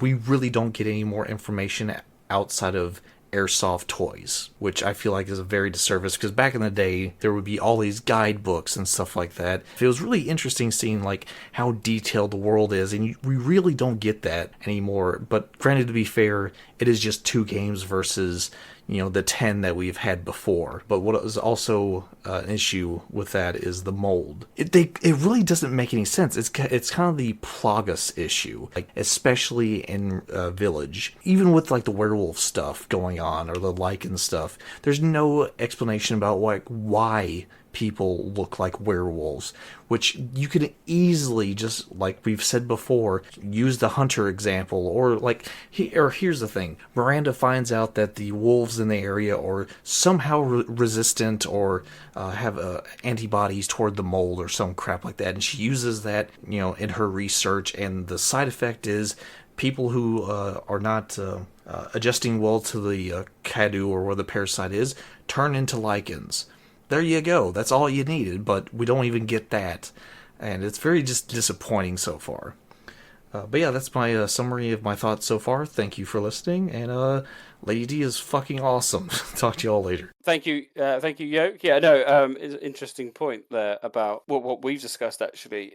They could easily put an explanation about the lichen with wolf, perhaps that, mixed it with that, and that would have been enough, maybe, just to keep everyone satisfied. I remember it was a concern before the game came out. We saw in the trailers like people, these females turning into flies and all these over-the-top creatures, and people were like, is this really still Resident Evil? And I remember one of the Capcom producers had to come out and he said, oh, don't worry, everything will have a your typical Resident Evil explanation. And I actually don't think it did, to be honest. Not sufficient. I mean, I don't know why the blowflies or whatever they work. I know what they're trying to do, but it didn't really. Yeah, didn't really flow at all. But no, thanks, Yoke. Yoke also mentioned about what the background nature of that major plot point. So whilst I'm excited about it, he's 100% correct. It is very blink and you miss it. Things with Blue Umbrella and all the things we've got excited about. You really have to do a little bit of research to find out that and draw those plot points out. Yeah, but I still think we need those plot points. Like he said, they were all pointless, which I don't think I necessarily agree with. Without those elements, as vague as they were, I think it would be too far removed. It would almost be a brand new IP. If you remove the BSAA, if you remove Umbrella and Chris, it could just be a new game altogether for a new series even. So I think we need those old elements in these games, certainly. But the lack of Japanese guidebooks is frustrating these days. For people who don't really buy into all the Japanese stuff, I would say look at the Baker Report, because that is a perfect example of something that would have been in one of these guidebooks. It's fantastic that Capcom finally decided to officially translate it and put it in the game, even if you do have to pay a small fee for it. That report adds so much to the storyline, and that sort of material has existed in the series going back right through to its inception.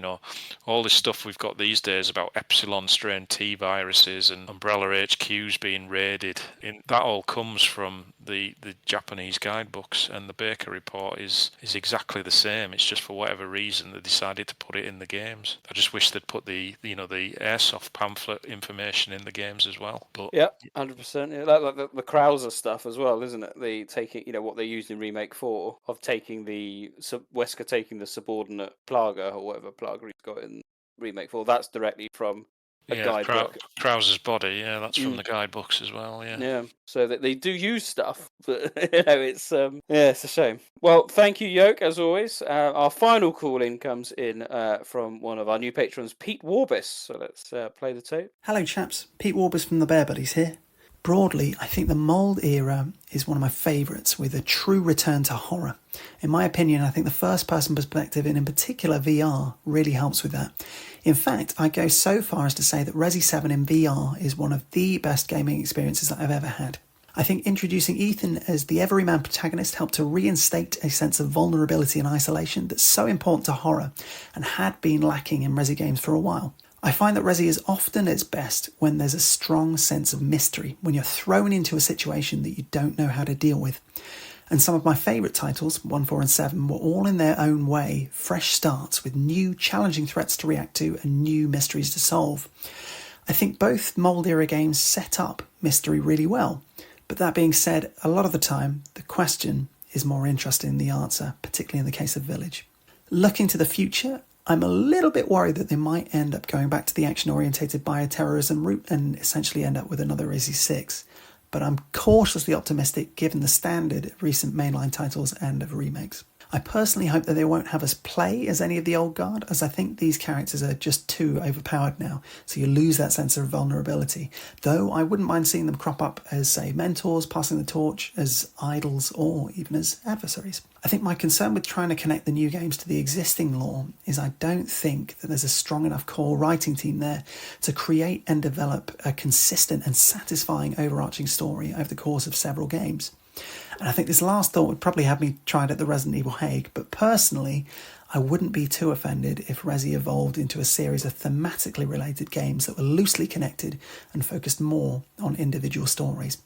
My hope is, whatever they do, that they won't forget the positive lessons that they've learned over the last 7 years, but also that they'll continue to experiment. Keep up the great work, folks. Look forward to hearing your thoughts. Thought that was some great. A nice positive report on the Mold Saga, but some really finite points on the kind of thematics of what they're kind of trying to go for, and that mystery element. A couple of callers have mentioned the mystery side of things being a key component, and I've always liked it being an everyday person, as Pete says, and that does instill that sense of vulnerability. And I agree, when Chris works well when you take over because you're at the end of the game, and so you're quite happy to go gun-ho, it becomes harder to justify why Leon would only go into a scenario with just a handgun. Oh, as a bioterrorism, better take my trusty Glock.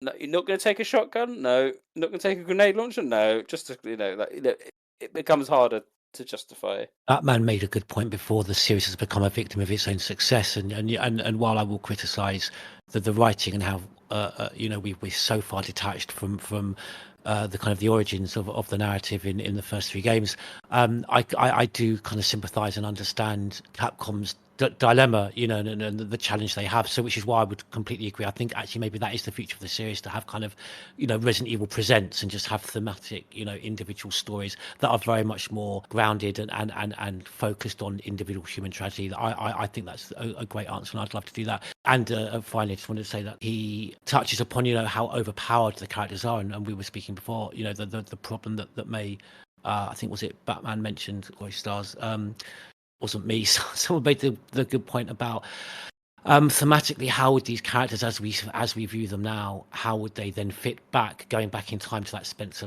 Mansion episode when they were very much more naive and inexperienced? I think it's a difficult dilemma with the characters, because I get his point completely, that you want that sense of vulnerability. You don't want to play as someone with plot armor. You want someone more relatable to yourself, which is obviously why they invented Ethan. But on the other side of the coin, to invent another character along those lines, you're still going to get people complaining that we're not playing as the core characters we're all used to. It's a difficult dilemma for Capcom, really. I agree, and something that they need to carefully think about, and not just go, well, it's the next Resident Evil 9, it's time for Leon. Think about the story they want to tell and how best to tell it, but also as they try and engage with the customers, how to keep that core horror experience.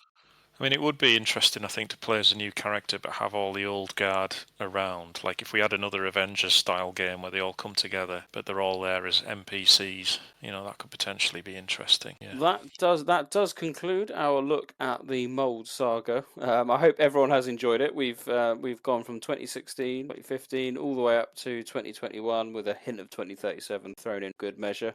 Thank you, everyone, for the call-ins as well. And we'll probably touch upon this, hopefully, again in Resident Evil 9 at some point, whether we can do have a satisfactory ending to this particular trilogy, if that trilogy even exists. So on that note, we looking to end the podcast, but not before another edition of Neptune's Biohazard Quiz.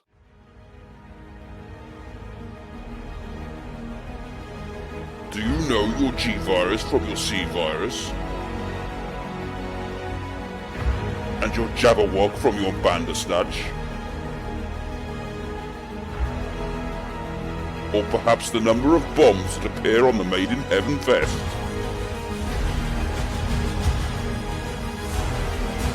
Jesus Christ. What fucking question is that? I'm getting a big fat 0 this week. Yeah, I'm not going to get any of these. We've talked about the games straying too far from the origins. This Resident Evil quiz, we're now getting Spice Girls as the correct answer. I mean, it's time to quit. This is Neptune Biohazard Quiz. Batman.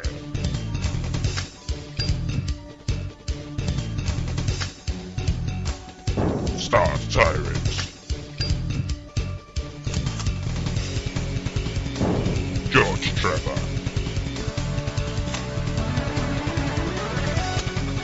Robbie McGregor. Mr. Spencer.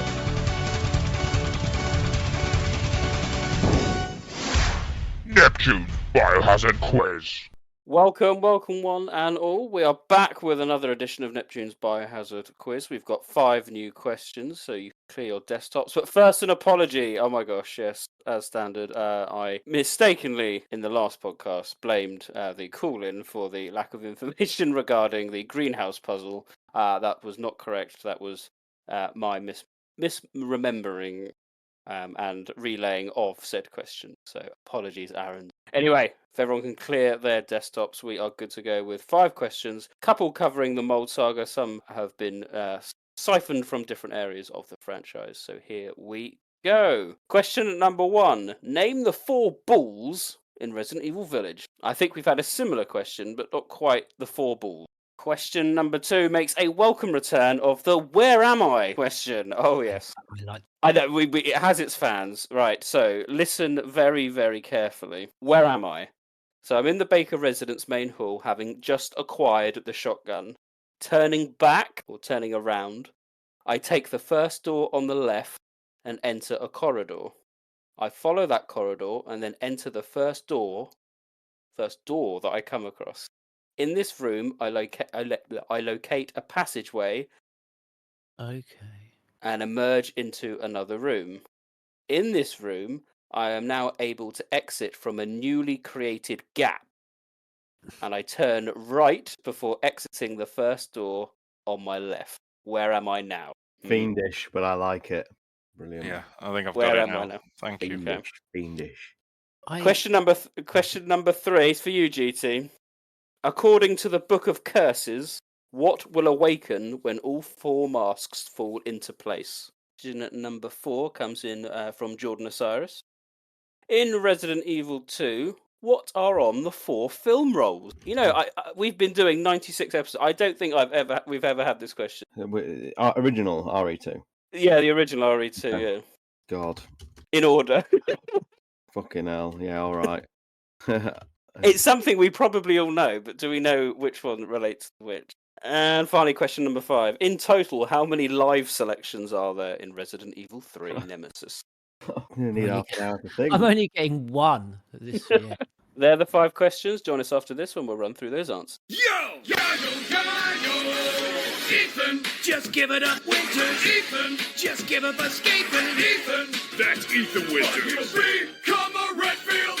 Become a Redfield. Welcome back, one and all. Let's see how well everyone has done. A good selection of questions. So, name the 4 bulls in Resident Evil Village. An interesting mini game in the in RE Village. Does everyone remember what they were? So we'll start with Starstone. I don't know. So red, black, green, and then blue balled. Okay, George Trevor. I only got the first one, which I thought was gold, but I don't. I'm sure that's wrong, and I don't know. I'm going to say gold as 1. I can only even get 1. Batman. Yeah, I wasn't sure either. I'm just going to say gold, silver, bronze, and diamond. Well, chaps, I think you've all gone off in the wrong direction. I'm thinking of it was mermaid, iron horse, flower swords, sun and moon. These are the tilt games. Yeah, I know what they meant. I knew they. Okay, that's fine. But I couldn't remember. It's a shitty little mini game. It doesn't appeal to me. I don't think I've done a single one of them. Nil point. Sadly. Question number 2. So this is the where am I one. So I'm in the Baker residence, main hall, having just acquired the shotgun. Turning back, I take the first door to the left into a corridor. I follow that corridor and then enter the first door I come across. In this room, I locate a passageway and emerge into another room. In this room, I am now able to exit from the newly created gap, and I turn right before exiting the first door on my left. Where am I? George, what room am I in? I'm pretty sure I'm wrong. You're back in this. You're back in the main hall. But see, I think may have gone wrong from the very start. Are you going left out of the main hall into that first corridor where Jack smashes through the wall? Because the way that I went, I ended up in that save room and then going in the underground passage and coming out again. Yeah, and then I lost you towards the end. All right, let's see what everyone else says. Stars Tyrant, you sounded confident. You're back in the main hall. Back in the main hall. Right. Batman, what did you put? Yeah, back in the main hall. I was confused at first. I was with you all the way up to the pantry, and then you said get out via a newly created gap. And I thought, what are you on about here? And it's obviously when Jack smashes through the wall, so you get back in the corridor, turn right and through the door, and you're back where you started. Correct. Points all round. Well done. Yes, back in the main hall. Nice little loot. Well done, everyone. More of those. I think that what's sad is though I got that right, even though I think I still went wrong. Do you end up are you in the save room at some point? Yes, yeah, in the pantry, and then you go down the. Yes, yeah. I tried to keep it vague with passageway. Otherwise, if I said the underground tunnel, I think you're. That's what threw me a bit as well. A little bit of it. Question number 3. According to the Book of Verses, what will awaken when all four masks fall into place? Batman. Evil. Stars Tyrant. Judgment, I put. George Trevor. It's evil. It is evil, correct. Points there to Batman and George Trevor. Yes, evil will awaken. Question number 4 was in Resident Evil 2. What are on the 4 film rolls? Surely we've all looked at these over the years. Stars Tyrant, start with you. Photo A is a G-arm, sort of inflated and bulbous in a vial or glass tube. Photo B was the zombie, photo C is the tyrant, and photo D is Becky. Okay, George Trevor, what did you put? I was a bit wrong. I forgot about the tyrant arm. I had photo A as the zombie, and I had photo B as the tyrant, but that's all I had. Batman? I just had the tyrant, the Code G human experiment, and Rebecca's picture. I couldn't remember what film A was. This is what the remakes have done to me. That full point goes to Stars Tyrant. With that, it is correct. Photo A is the Code G human experiment arm thing. B is zombie. C is the T-103. And D is Rebecca. I'll give half a point to Batman because you got the right things, not necessarily in the right order. I got really confused. We got 3. Because there's photos in Resident Evil 3 as well. Because the photo where you've got zombies overwhelming the police, that's in 3, isn't it? Yeah. In the news office. Finally, question number 5. How many live selections are there in Resident Evil 3? Batman, did you know? I'm pretty sure it's 8. 8, Stars Tyrant. I've got 9. 9, George Trevor. I don't know where I was because I didn't hear this question. Live selections in the original Resident Evil 3 game? Yes. What is wrong with me? I don't know. Anyway, I must have been trying to work out one of the questions. I'll be quick now. I probably would have said about 7. I won't keep you guys. I wouldn't have got it right, I imagine. Correct answer is 10. 10. Oh, I wouldn't have. I knew I was going to go 9 or 10, and I went for 9. No, it's 10. I tried writing them down as I came off the top of my head, and I'm shocked there's that many. What are the 10, Nick? Oh, I knew you were going to say this. Oh, that's exactly why I've asked. I've got 9 written here, so let's try and work it out. I've got the initial nemesis at the RPD. Yeah. The garage with the sliding boxes, and then you jump down and find the molted grey skin. The nemesis light at the clock tower, where you can either push him off or shine the light in his eyes. Yep. The bridge at the dead factory, where you push him in or jump off. Yep. The nemesis boss, where you choose to either leave or shoot him at the end. There's the train. Yep. When you jump out the train. Fuck, it's the train, GT. That's the one I've not got. Yeah. Push the brakes or jump out the window. Bastard, that's the one I haven't got. And then there was obviously hide in the basement. The helicopter. Oh yeah. The one in the sales office. Hide or run from nemesis. The restaurant. That's technically the same one, though, isn't it? It's just a different location. So and then the electric station. Hang on. You can choose to overload the circuits or go out the emergency hatch. So I think it's ridiculous that if you push him off the bridge at the end, you don't get the Barry ending. It just I can't believe I forgot the emergency brake one. Fucking hell. There we go. Well, that concludes the quiz. Let's have a look at those final scores. Relatively low scoring, but as usual, podcast winner is Batman with a respectable 2.5. Lovely, thank you. But only half a point behind. It's joint second place for Stars Tyrant and George Trevor with equally respectable 2 out of 5. So, well, Okay. that finishes the quiz. Join us next time when we'll have some more questions.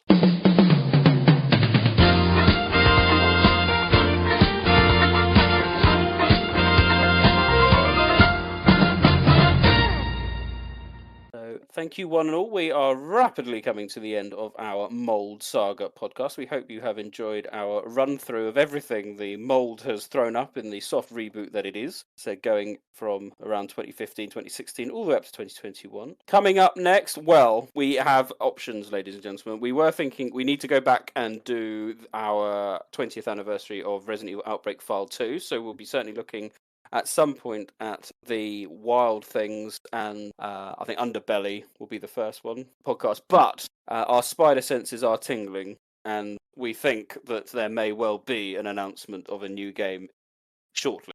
Which, so therefore, plans could go afoot, and we could be doing a announcement podcast as well. But that's just us getting very excited for the fact that there is nothing announced or in the rota for a future game. So we'll see.